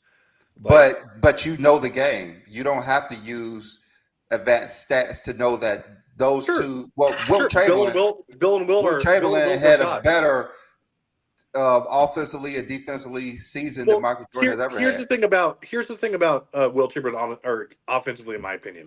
You talk about if he didn't like basically cut his shots in half for like the last 3 or 4 seasons of his career, he would be number 1 in shots taken per game with a bullet. And he wasn't like wildly more efficient than everyone else. Like his scoring averages are just simply based on him taking 3 times as many shots as everyone else in the league. It's not that impressive to me. Defensively, that's another story. He'd average probably. You said peak, right? You said peak. We're not talking about career. You said peak.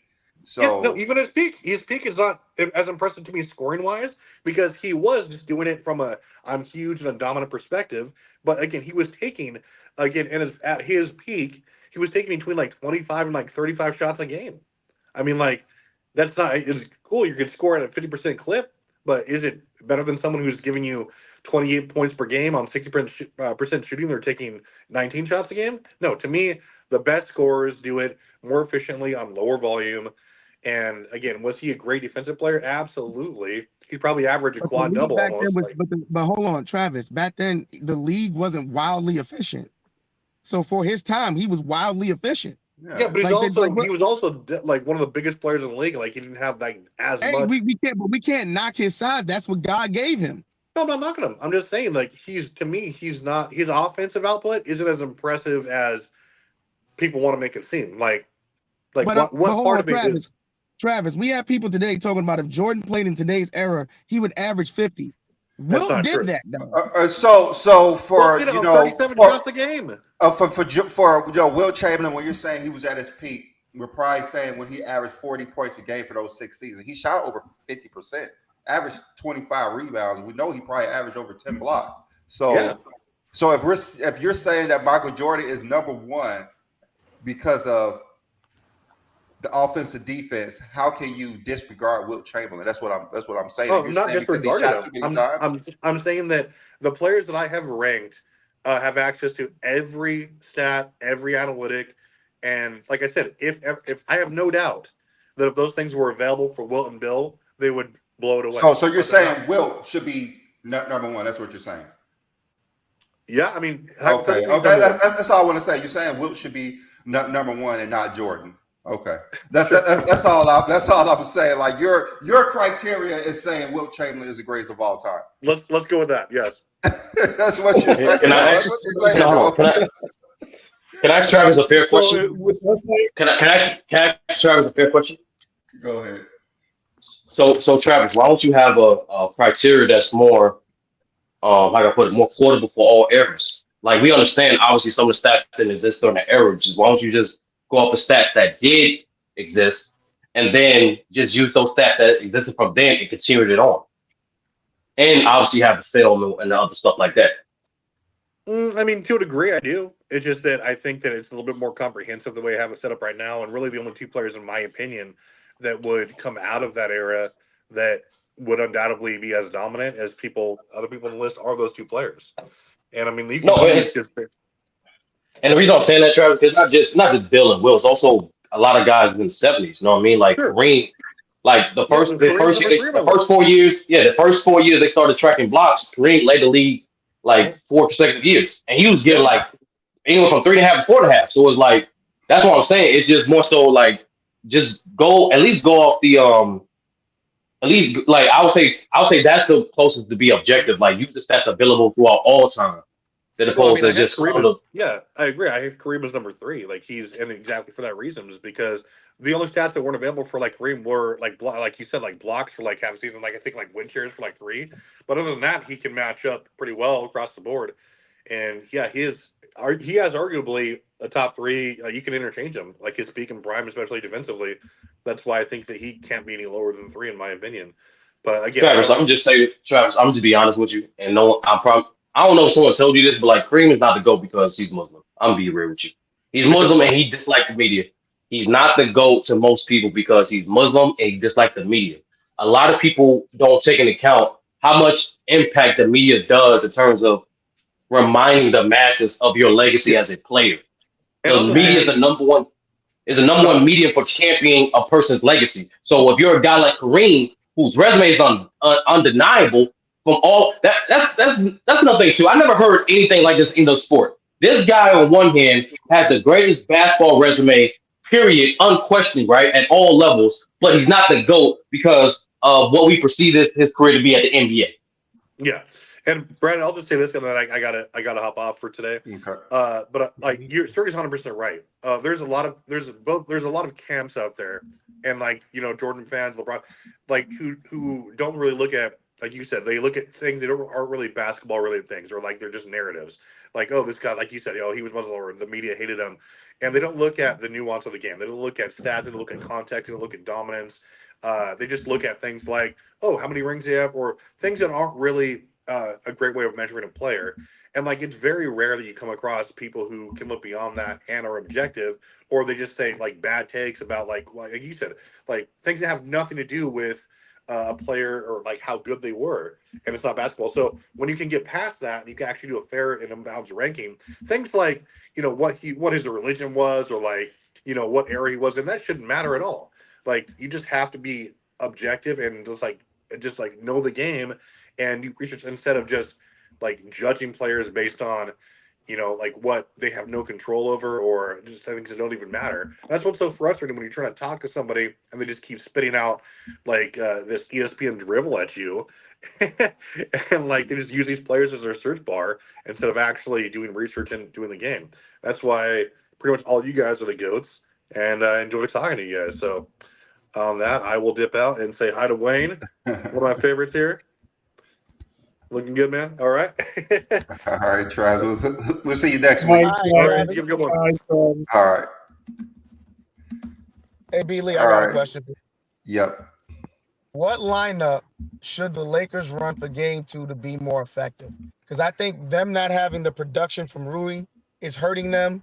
I think in critical moments, I'm sorry, Austin Reeves needs to be off the floor. He's a defensive liability. You can't have him and D'Lo on the floor at the same time in certain situations, because they're both defensive liabilities.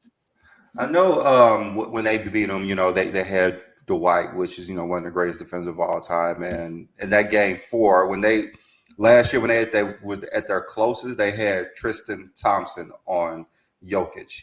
And they're trying to replicate that by putting Rui on him, but he needs a 7-footer on him, and they're kind of afraid to put Anthony Davis on him because they believe he might foul out. I'm pretty sure that's probably what they think, that he might get into foul trouble or it takes away from his game. But you have to put Hayes on him. You have to put somebody with length who could actually kind of disturb him a little bit, even though Jokic is, you know, probably him and Embiid probably the best player in the league. So you have to have Hayes, Anthony Davis, LeBron James.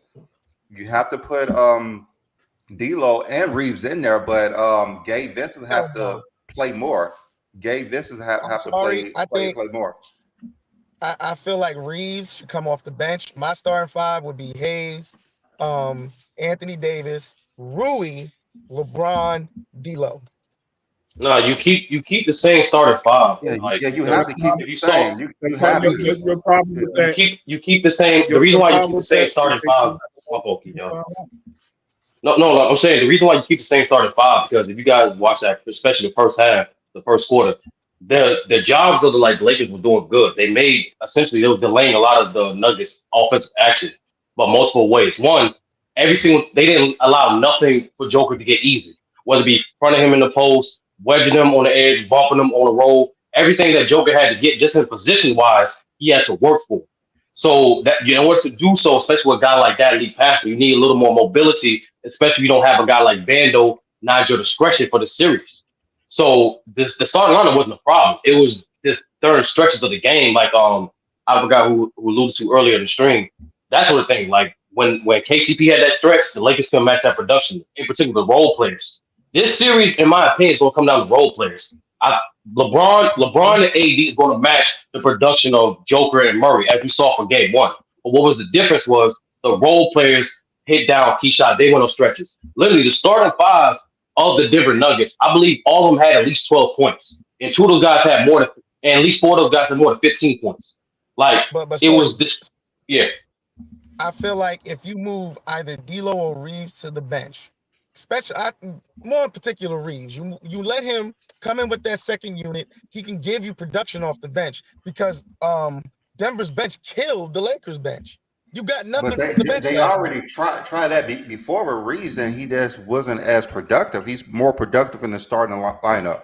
Certain players are, and he has this sense that he has to start, so you don't want to lose that.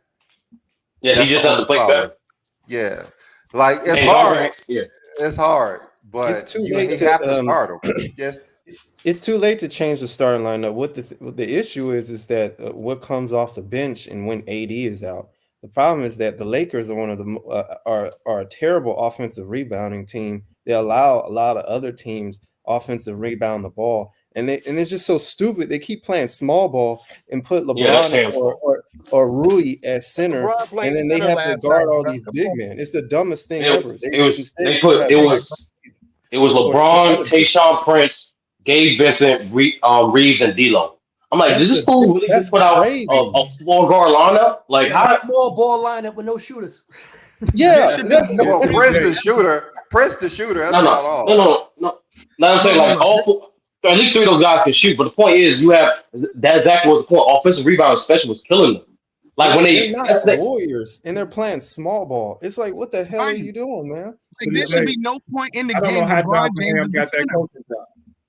That's No, what I'm yeah, saying. yeah. This I don't know. starts with the coaching, bro. Like Darvin Ham is coaching them out of these games. There should be no reason LeBron James is playing the center at any point in this game. You got a whole 7-footer you're not even using. You don't even need him to score. Just stay in front of your goddamn man and rebound.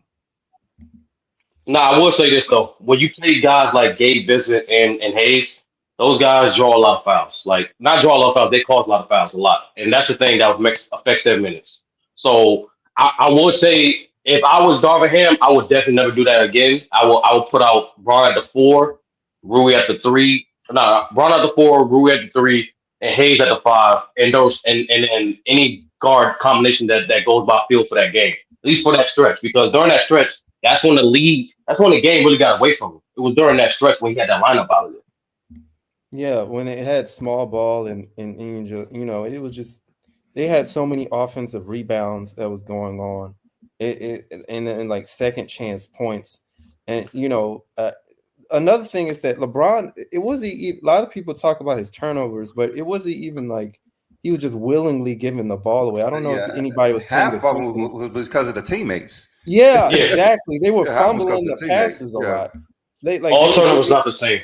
All like turnovers when not the people say that you can't just watch the stats and give context, I'm actually watching the stats, and the context was that LeBron was giving good passes, and a lot of times Rui or D'Lo they weren't hustling or they were fumbling the passes. Fumble them on a fast break. Like there's a fast break and they fumble the ball. Yeah. Rui's tired having to guard Jokic, man. Like you need. I'm sorry, Rui's the third best scorer on the team. Regardless of what anybody want to say, they sit here and say D'Lo is usually D'Lo or Reeves that come along. It's Rui. You have your third best scoring option, tired as hell, guarding Jokic because you're not. I'm sorry, Darvin Ham is doing a terrible job coaching. Sorry, the starting 5 he has on the floor is not going to win. But Twin Man also we can't cap. Regardless of what they're doing defensively, those three guys, Reeves, D'Lo, and Rui, combined have to be 55 points. No matter what happens, they have to combine for at least 55 points. So if Rui is giving you have to mix it up as well. Yeah, you there's have no to mix reason it why up as well. Yeah. There's no reason why D'Lo and Reeves. D'Lo Reeves shot horribly last night. That has nothing to do with Rui's defense. They have to shoot well regardless of what defense is going on. To be honest with you, Rui did all right in the first half with him. Mm-hmm. But he did okay in the first half with him. But D'Lo and Reeves have proven they're too inconsistent. The AD has been Rui. It really has been. So why do you have him guarding Joker when you have a 7-footer on the bench? But because you can't start that 7-footer because, like I said before, Twin Man, he caused a lot of fouls. You can't have a guy like that started for you. They were double teaming Joker last night. So if you keep that same philosophy, and every time Joker's gonna get the ball, you shoot Hayes and AD at him. I like that better than you have Rui on him and then shooting AD at him. You can't because Hayes. You can't. At least you still can't got because Rui Hayes and LeBron. At least you still got some height in the backcourt. Hayes is trash. And LeBron back there. Hayes is a low IQ player, Twin Man. He don't know how to rotate. Like, there's multiple reasons why they don't. No, it's more than just a big body. Even with Tristan Thompson, right? Tristan Thompson, Dwight Howard, they ain't just Joker make things difficult more Joker because they were more physical. They also was able to rotate. They was also able to box out and get consistent boards. Hayes don't do those other things. Well, I mean, He he don't. does a lot But of the they dirty don't. work though. He I'm does. He sorry, does. No, they're he's gonna too get he's swept. too raw. If Like they don't, he's too raw. He missed a lot of Yeah, assignments yeah, defensively. Missed a lot of rotations. He don't communicate consistently. You need all those little things for the playoffs. You can't. That's why I understand why he gets limited minutes. I do agree he should play more, but start him? No, absolutely not. bro. no, that was his But if problem in New Orleans. He's a Mm-hmm. low IQ player. I feel what you're saying, and I don't even disagree to an extent. But if you're gonna send the double team anyway, I would still rather have him and AD doing that double team, and you have Rui and LeBron to protect the rim, than you have Rui and AD doing it, and then you have LeBron who has to stay out on the shooter, and you have Reeves and D'Lo trying to rotate over. It's not gonna work. Well, just like Sturdy was saying, you have to play Hayes more, but you cannot mess up the team chemistry by starting Hayes in the starting lineup.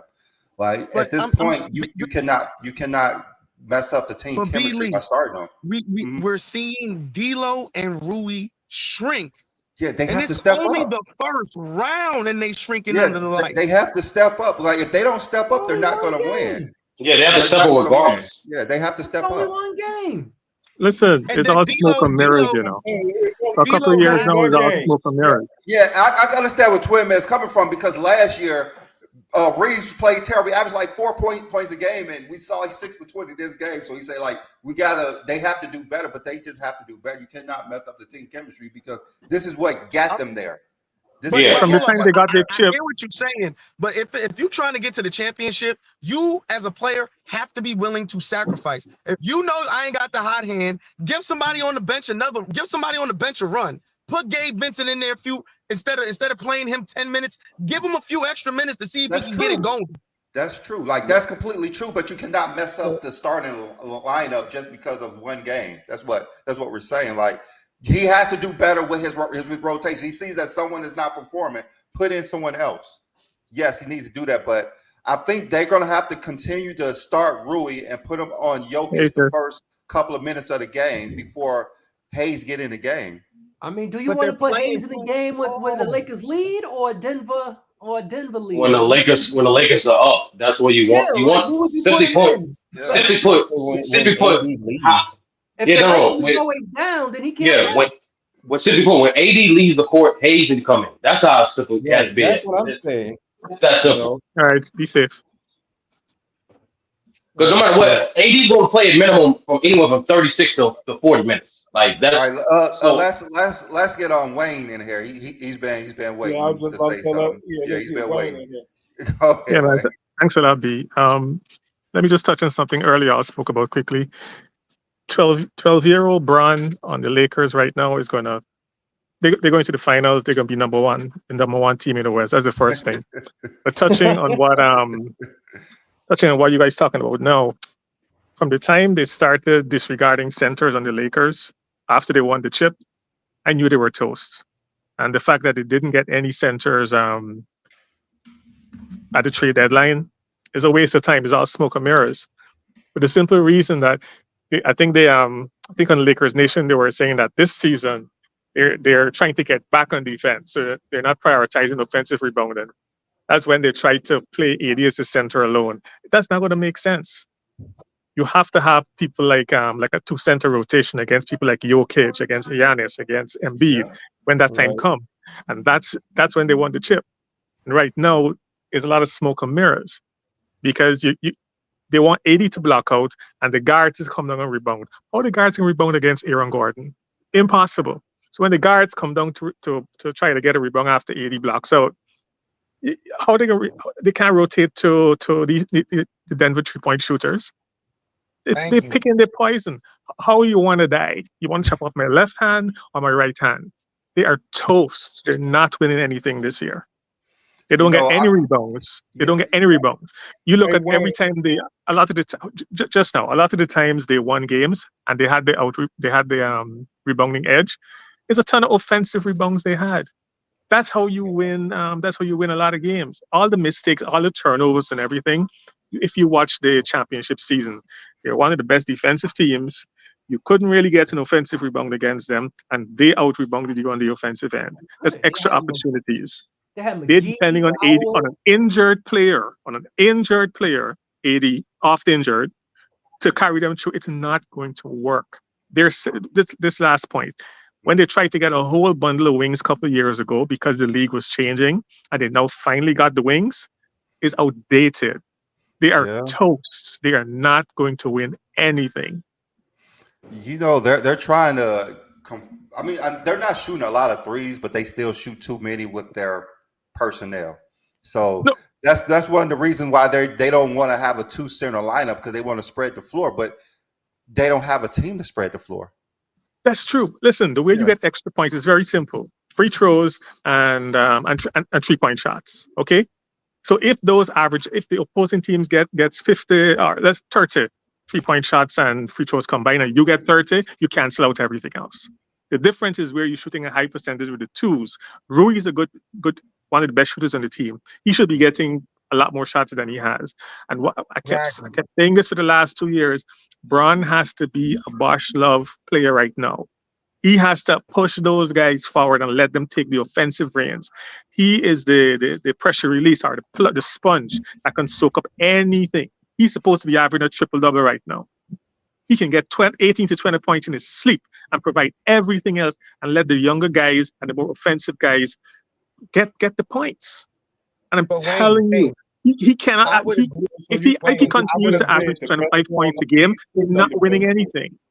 He has to step back. So you're saying Go ahead. D'Lo and Reed, so they're not wrong. They're not 100% wrong, but D'Lo and Reed aren't showing up. They're not.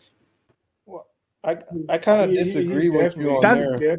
Fine. That's what I was talking about. If you have better rebounders and you get offensive rebounds, all those missed shots that the 14 missed shots that D'Lo had, you're gonna get about 3-4 of those.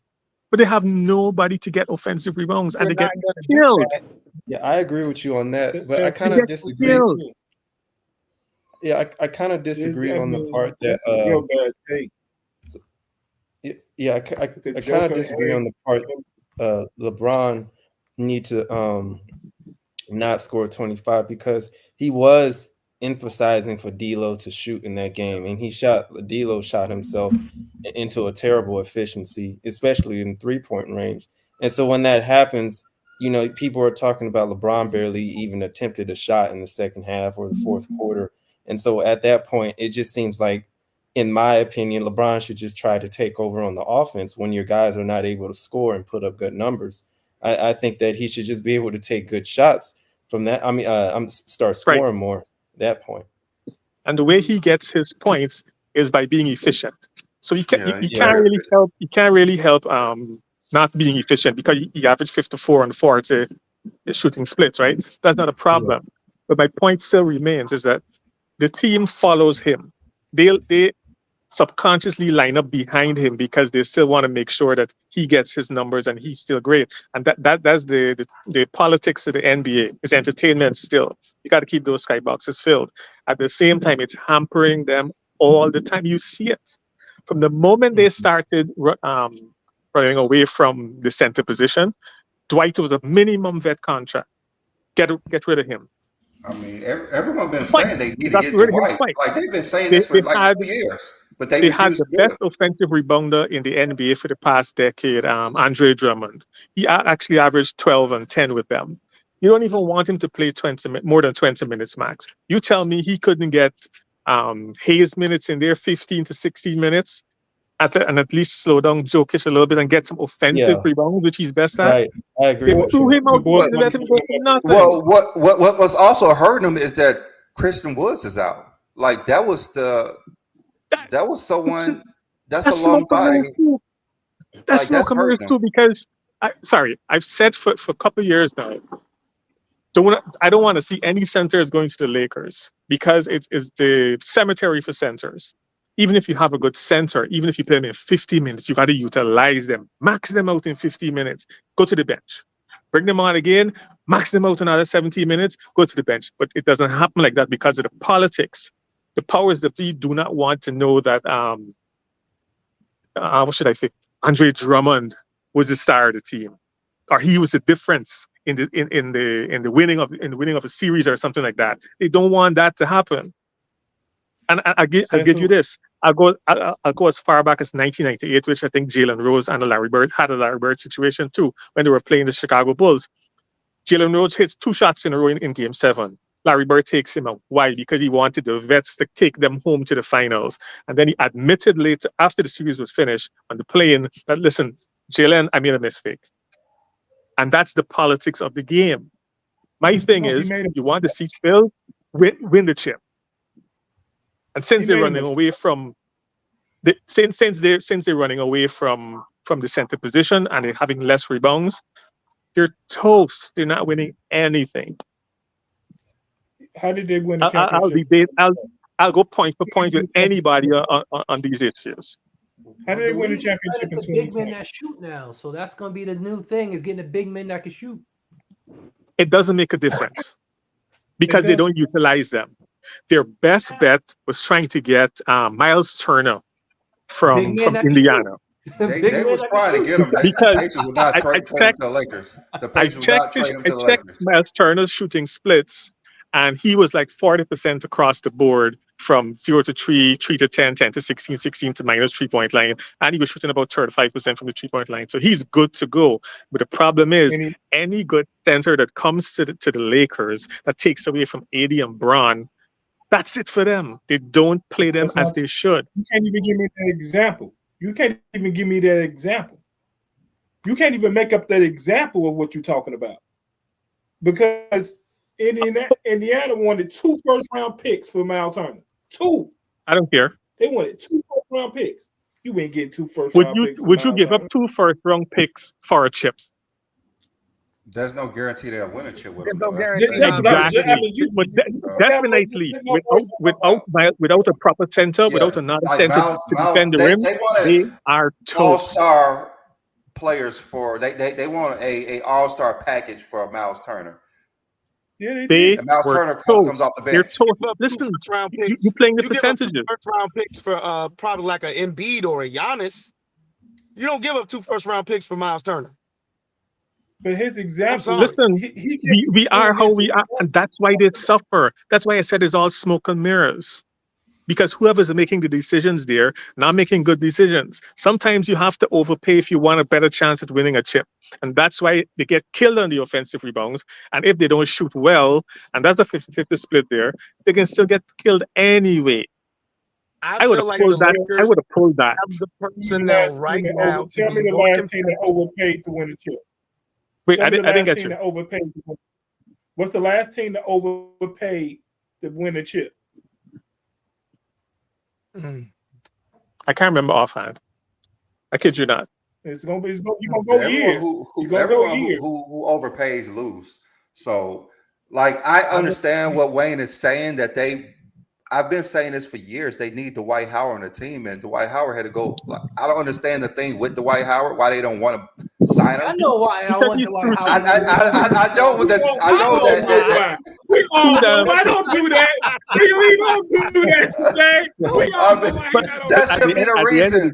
That shouldn't be the reason. At the end of the day, they had him on a vet contract. They had Andre Drummond on a vet minimum. They had Dwight on a vet minimum.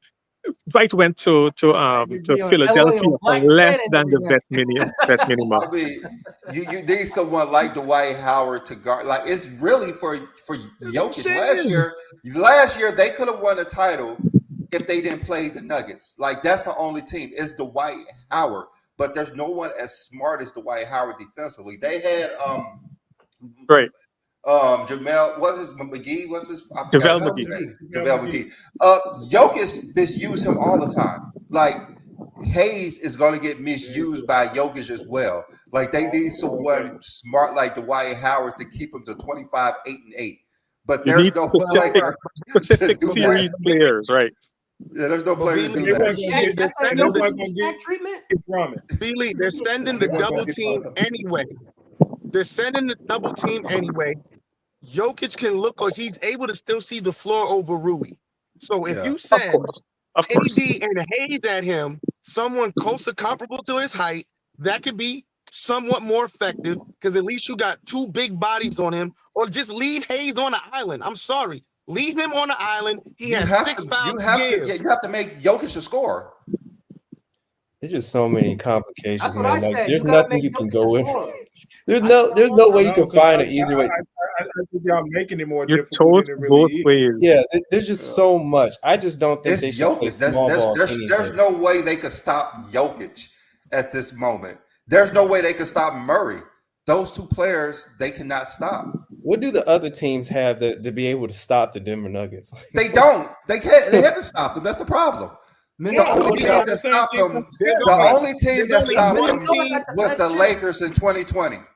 That's the only team. There's only one team in the West right now, I think, that can actually match up good with, yes, you beat me to it, Minnesota. That's it, and that's because of Cat and Gobert. And Gobert, yeah, exactly. They got big men. Don't forget about Nas Reed.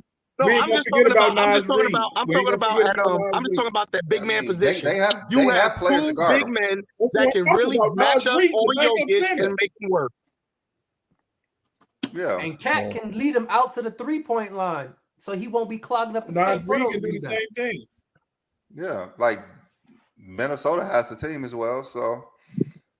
Oh, but we haven't seen them beat them in the playoffs. We haven't seen them. The only team we've seen stop them is the 2020 Lakers, and that was like 4 years ago. Right. And the only time they didn't win it is because Murray was hurt. Was a better fit than AD for the Lakers because he shoots 3-pointers very well. You think Cat is a better player for the Lakers? I honestly thought Cat was a better fit for the Lakers because of the 3-point shooting they needed. And they've been encouraging AD to shoot 5, 6, 7 threes a game. That's nonsense. But the thing is, AD defensively is what makes the Lakers competitive. Like you cannot take someone who shoot threes compared to the best defensive player in the league. Like that's the reason the Lakers are competitive. Defensive player of the year, in my opinion. Like that's the reason the Lakers are even competitive because of Anthony Davis' defense. Yeah, but remember at the time they were trying to get their centers to shoot threes, right? So you had to give up something. They also, I think, had Dwight for a year that they misused him. The Lakers tend to misuse players. Like AD was knocking down. Like the last 3 years, he could not shoot threes for some reason. Right. But the Lakers tend to misuse players. I noticed that. Why would you try to make D'Lo into some sort of defensive player? He's trash. They try to make Reed. Trying to make him to a defensive player. He has to play defense. That's the thing. He just has to try to make Reed a superstar. This awesome player. He's a good player, but he's a good number 4, number 5, or number 6 player. Who not else a 3 do they player. have though, Wayne? Who else do they have? They have to use these players. He's arguing narratives instead of watching the game. You got to actually watch the game, man, because you said they tried to make him into a superstar. Reed. Yeah. They were pushing him. I'm sorry. They were pushing him the last couple of years. I agree with Wayne on this. Lonnie Walker played better defense and was better efficient and had better efficiency from the floor than Austin Reeves. You let him go. I'm sorry. Yeah. You let KCP go. Who would you rather have, Lonnie Walker or Austin Reeves? KCP or Austin Reeves? Let's be real here. They did try to put Austin Reeves on this pedestal, and every time he plays an elite team, he gets exposed. He gets folded, yeah. Of course, they re-signed him. Of That's course, all that was about. It was about cost efficiency. They him that big ass contract, and I'm sorry, he hasn't shown up when he needed to show up. He got it last year. He got that last year. Well, I mean, this year. He's not the third star that the Lakers need. Rui should be getting more minutes, more shot attempts. Right. His mid-range game is deadly. Y'all be paying attention to the players y'all talk about, because the same players y'all talking about, besides KCP, telling me what they're doing right now, because they're getting the opportunities. They are, and they're fumbling the ball. LeBron might as well shoot 25 shots a game and average a triple-double and try to average 40. That's because I have no idea what y'all talking about today. Like, he might as well go for a triple-double because everybody's getting their opportunity. Everybody's getting the opportunity on the Lakers. And it's like when you got guys fumbling the ball and stuff, what can you do with that? Okay. Fine. They You don't have can't do anything with that. But let's talk about the elephant in the room then. AD is in his prime, or supposed to be in his prime, as a 12-year vet. That's why I said a couple weeks ago, or so a couple of months ago in sports groups, if 12-year-old vet LeBron was in the league on this team, they would be number 1 in the West. AD is supposed to be taking over the reins of the team as allegedly the best defensive player and one of the top guys in the league, and he is not doing that. I said earlier that subconsciously everybody falls in behind Bron. AD should be ahead of Bron doing what he's supposed to do, demanding the freaking ball. If AD's not shooting 20 shots a game, I got an issue with that. Anthony I mean, Davis showed one of the things we're expecting Anthony Davis to be something that he's not. Yeah, That's the problem. And y'all want he's trying to make LeBron James something that he's not. That's the criticism they This have. is who Anthony Davis is. And LeBron is an alpha, and he's not going to give over the reins to anybody else unless they actually take it from him. But Anthony was. But Wayne, you give up the reins when you can't produce anymore. That's when you give up the reins. LeBron James is still very productive on wild efficiency. I can understand if he wasn't efficient and he was taking, 20, 30 shots to give you 25 points. He's still wildly efficient. He's still doing, like I said earlier, what he did 10 years ago. So AD just needs to feed off of that. It's not those two. It's everybody else has to do their job. And I'm sorry, it starts with the coach. You can't have D'Lo shooting 20 shots and you're not taking him out the game. They have two defensive rotation with Reeves, D'Lo, and the other two bench players to not give them some minutes, to not get credible production out of the guard position. They have their best four-guard defensive rotation right now in the last couple of years. Well, I say this: AD can't be the number one scorer, the best defensive player on that team for them to succeed. He hasn't shown that he could do both successfully and lead the Lakers team. So he has to be either the best defender or the best offensive player. He can't be both because he's not built for it. Somebody mentioned the coaching staff. That's a whole nother show by itself. They're a waste of freaking time. Waste. The reason you need D'Lo to take those shots, because one, you don't want to take his confidence away. That's what happened last year. You took his confidence away. So you want him. You actually want him to take the shots, and you don't want him to feel down about taking those shots because he missed them. You actually want to get him more confident so he can stay aggressive. Him staying aggressive. But John, he's shooting him out the game. Well, I think that you're not even paying attention to the whole series. We're not going to take one game and say he's shooting us out the series. It happened one game, but you don't want to take the confidence away from last year. I think that they yanked him too early last year. They gave him his shots last year, and he played like trash. So did Austin Reeves. Mix it up. That's all I'm saying. I can understand what you're saying, John. Hold up. John, I understand exactly what you're saying. These players, for better or for worse, are the starters. I would like to see somebody else start, but I understand you got to give your starting players their confidence. But if they're not being productive, mix up the rotations, move it up just a little bit more. Instead of sitting here letting them get their normal 9 to 10 minute run, instead of 9 to 10 minutes, give them 7. Bring in somebody else and let them see if they can get a rhythm. That's all I'm saying. There's no reason you just let, as the coach, this dude shoots 20 goddamn shots and he gives you nothing. Let's have the conversation. So who you bring in? Bring in Gabe Vincent. You talking about somebody who hadn't played all year. Well, hold on. We having a conversation. So you talking about somebody who played all year, and we have nothing about him where he's going to be consistent or inconsistent about. He just came back. So, but this is the playoffs. Empty the clip.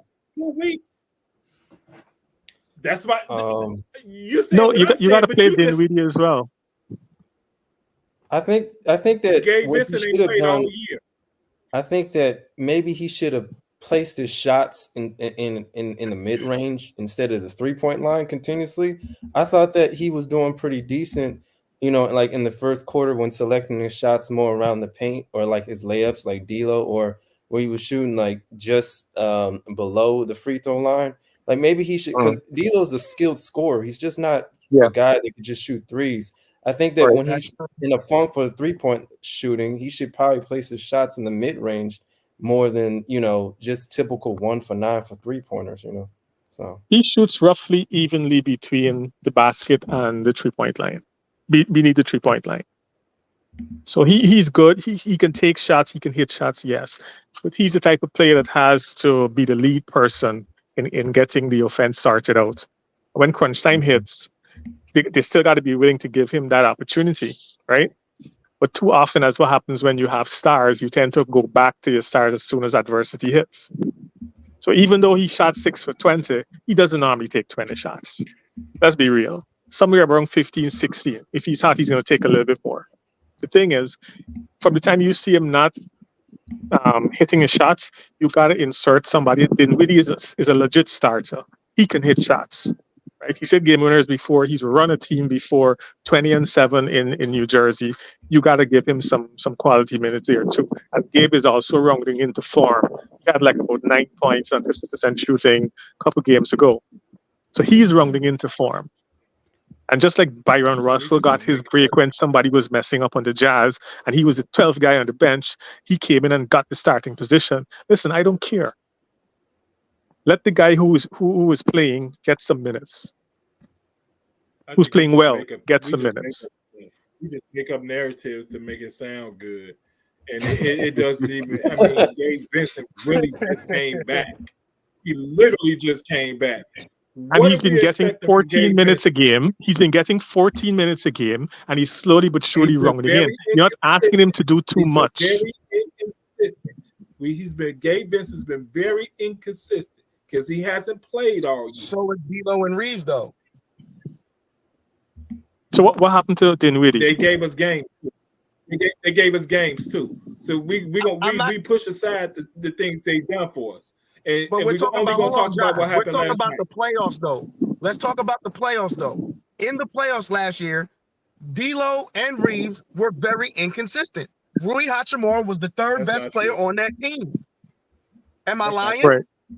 You're talking about the Denver series. Reeves actually played decent in a Denver series. So Twin Man, are we talking about the Denver series or are we talking about the playoffs? Because that's two different aspects. Well, hold on. We can talk about both. Through the playoffs, D'Lo had some bright moments, but he was inconsistent. Reeves had some bright moments.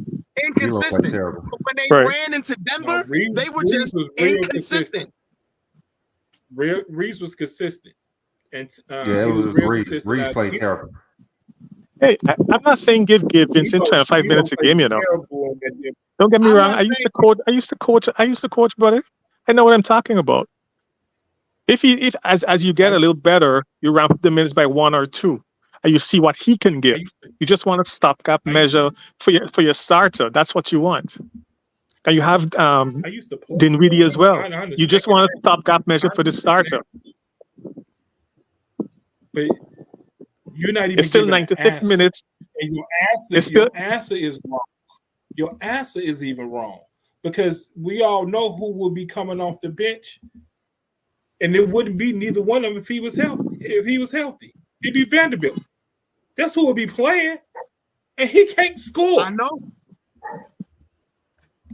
But and John, again, I'm not gonna argue with that. But hold on, John. Vanderbilt is not playing, so what are you gonna do? We can only go by what we have. We can only go by what they have now on the bench, right? Exactly. We can only go by what they got on the bench. They got Christie, they got Gabe Vincent, they got Dinwiddie. What was the point of getting Dinwiddie if you're not gonna give him some extra minutes to see what he can do? What's the point of Gabe Vincent getting healthy if you're not gonna run? It's the playoffs. Thank you. If somebody's not doing what they're supposed to do, like he said, I'm not sitting here saying cut your starters' minutes in half. Exactly. I'm not saying that. I'm not saying being that drastic. Give these dudes an extra few minutes to see if they can get a rhythm. Because you never know when you're going to need them. Y'all do realize I heard everything y'all said. Y'all literally said cut the minutes in half. I can hear You know this being recorded, no. right? If I gave that, Woody said, Bro, if what he are you ain't doing talking it, about? take him out. now hold up, Take hold him up. out. No, hold up, John. Yo, John, Woody I said sat it. here and said you don't let somebody just keep on throwing up bricks, which D'Lo did last night. Gets kept throwing up bricks, and you don't take them out.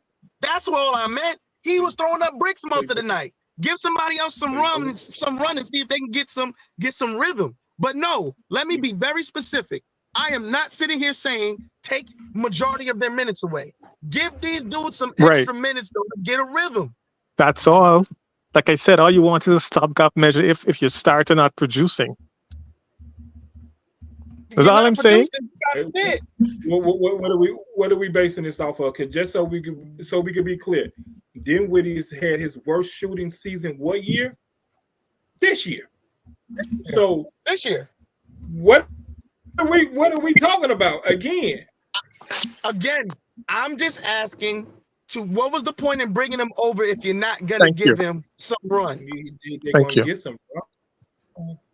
We gotta stop saying thank you and not give me an answer. I mean, we gotta stop saying thank you and not give an answer. I mean, what are we? I mean, Dinwiddie is actually having his worst year of his career, and we asked. I understand that, but he's a better defender. He can create his own shot. There you go. Get to the rim, and he's a better rebounder than D'Lo and Reeves. So there's other things he can do on the court besides score. And who knows? Maybe his shot comes to life. We don't know if he don't get no run though. Didn't he block Damian Lillard's shot to win a game couple weeks ago? That's what I'm saying, John. So you want me to talk about some D'Lo games? So do you want me to talk about some D'Lo games? You want to talk about what game was that when D'Lo showed out and Bron didn't play? What game was that? He hit 9 threes, so right? Showed out. D'Lo game. When he scored 40 against Milwaukee. The Milwaukee game. Yeah, the Milwaukee game. Good. Who's arguing about that? If he's showing out, then he's showing out. He gets the minutes. But hold up, John. We're talking about a night he had the hot hand. If he has a hot hand, ride him until he go dry.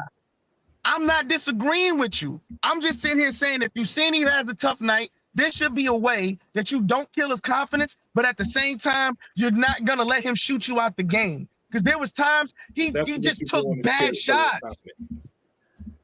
He just took bad shots.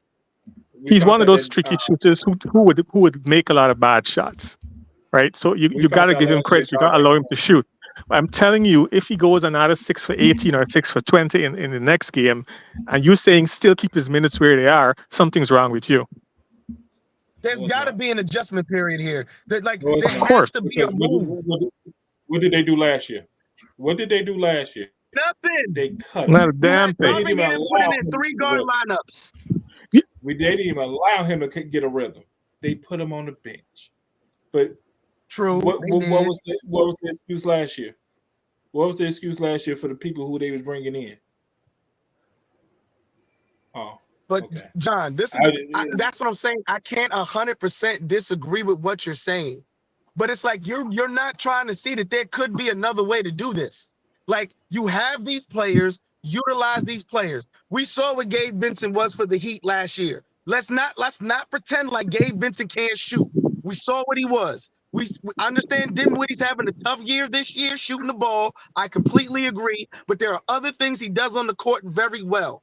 All I'm asking is utilize your team. I understand Jackson Hayes, his IQ's lacking, but he's a big body and he got 6 fouls to give and he's an excellent rebounder. Utilize your team. What's Darvin Ham's weakness as a coach? He like to put in small lineups. He got no brain. He puts in these small ass lineups. He puts in these small ass lineups.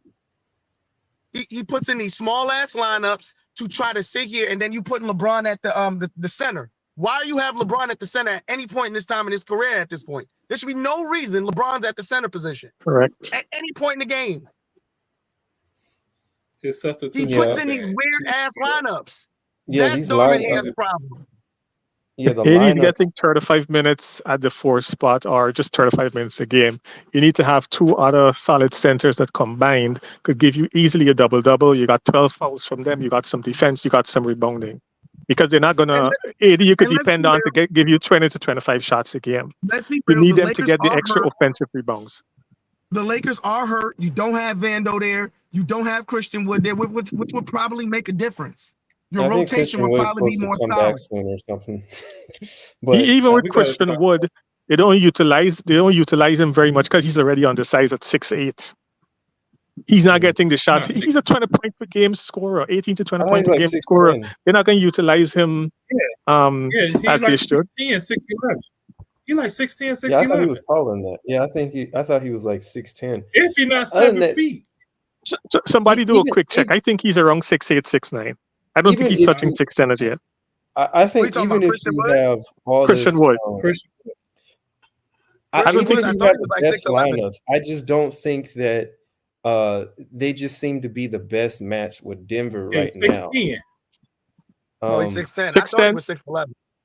Okay, like 6'10". it just they don't seem to be the best match. I mean, like even if you put Hayes Yeah, or Styles. Christian Wood that come off the bench, I can see it helping, but I don't see it like in terms of like beating like Denver like that. You know, you still got Murray, you still got other players that are able to come off the bench and score at will Styles because make of the fights. perimeter defense. Denver is I just a just really bad matchup for them at this stage of their and their and um and the, and the bench this just stage it of the just game. all year it just feels that it's just been inconsistent in terms of like Very. for the bench and like the role Yeah, players to be able to score at will. So it's just inconsistent. This team has just been full of inconsistencies with all the injuries, with just yeah. a boatload of issues that's going on. And Bad so coaching. it's like and there's just too many weaknesses. So in that case, I don't know if the Lakers were made able to be an upset. I mean that will be remarkable. I hardly see that happening. But all in all, I Right. just think what's the point in even having all these sets? LeBron should just shoot the ball 25 times a game and just go for a triple double. He might as well just do that. I don't see anything else that could possibly work. They said Darvin Ham said that he has other type of game plans up his sleeve, but I don't see how that could possibly work. Hey, I mean, can I, he's pretty much done the same thing. All right, guys, I gotta be getting up out of here, so I'm gonna go around Yeah. for the last word. So let's go ahead and start with John. You got any last words before we get out of here? My last word: the Lakers' problem with Denver is bad coaching. It's always they would not lost 5 games in a row to Denver if it wasn't for around the bad corner. coaching. It might be All open right, this evening. all right. I What can't about hear you, Toy John. Man? Yeah. I didn't hear what John said. What He John was saying said. it's bad coaching. That's why the Lakers been losing. I honestly believe now, John, me and you really didn't disagree on a lot. Maybe we might have disagreed on maybe the minute expectations on stuff like that. But we and you agree on a lot. We definitely agree with the coaching. I'm sorry, Darvin Ham's coaching is atrocious. Now, is Yep. it because is it because there's a lot of injuries on the team and he doesn't have a full roster to deal with? That could be it. But I'm sorry, as a coach, you have to make a tough decision. And sometimes your starter needs to realize to stay in that starting spot, you gotta earn it. Stop letting Elo and Reeves offense and defense shoot you and play you out of games. That game last night was very winnable. D'Lo in the first half, he kind of had it going. And then in the second half, he took a bunch of dumbass shots.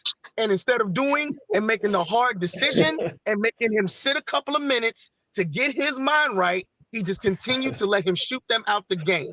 Now, were there some other things that contributed to the loss? Yes. But at the end of the day, if you're not going to get production from your point guard and your 2 guard or your bench, you're going to lose. So until Darvin Ham decides to be a coach, they're not going to win.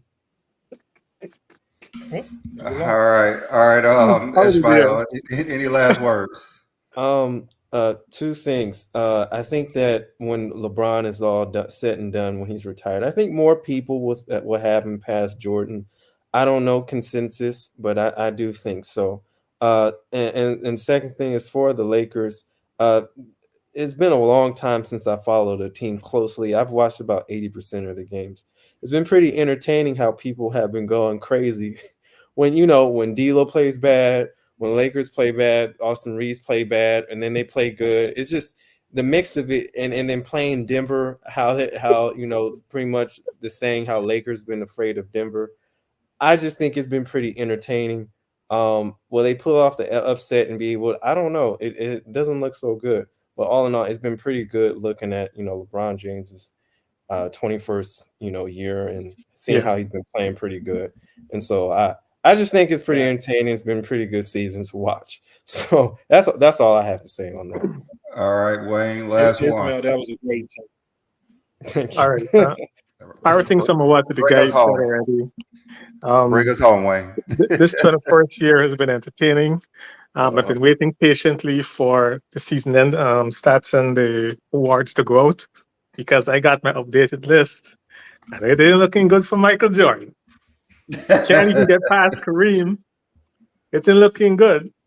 So I can't wait to show you guys, Billy. I don't know how you guys been formatted or whatever, but I can get my information over to you as quickly as possible.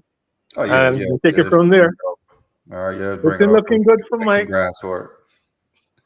All right, you guys. A good show. See you guys next week. I guess that would be Game 5 if it is for the Lakers, but I guess it's going to be Game 3. Lakers in 7. Well, I believe it's 5 because I know they play Saturday, Monday, Wednesday, and Saturday. They're not playing every other day. Yeah, Denver, it'll Denver be and 5. Denver and 5. I feel Lakers like Denver's going to have a horrible. Denver's going to have a horrible shooting night, at least one night. The Lakers are going to be able to steal a game, and it'll be Denver and 5. Lakers in 7. Lakers in 7. Lakers in 5. There we go, Wayne. Me and Wayne agreed on something. Yeah, Lakers play Monday, Thursday, and Saturday. So Sunday they would already play 4 games. So yeah, hey, let's see if it's possible. Let's see if it's possible they don't get swept again. But all right, guys, peace out. I'll see you guys next week. Yeah.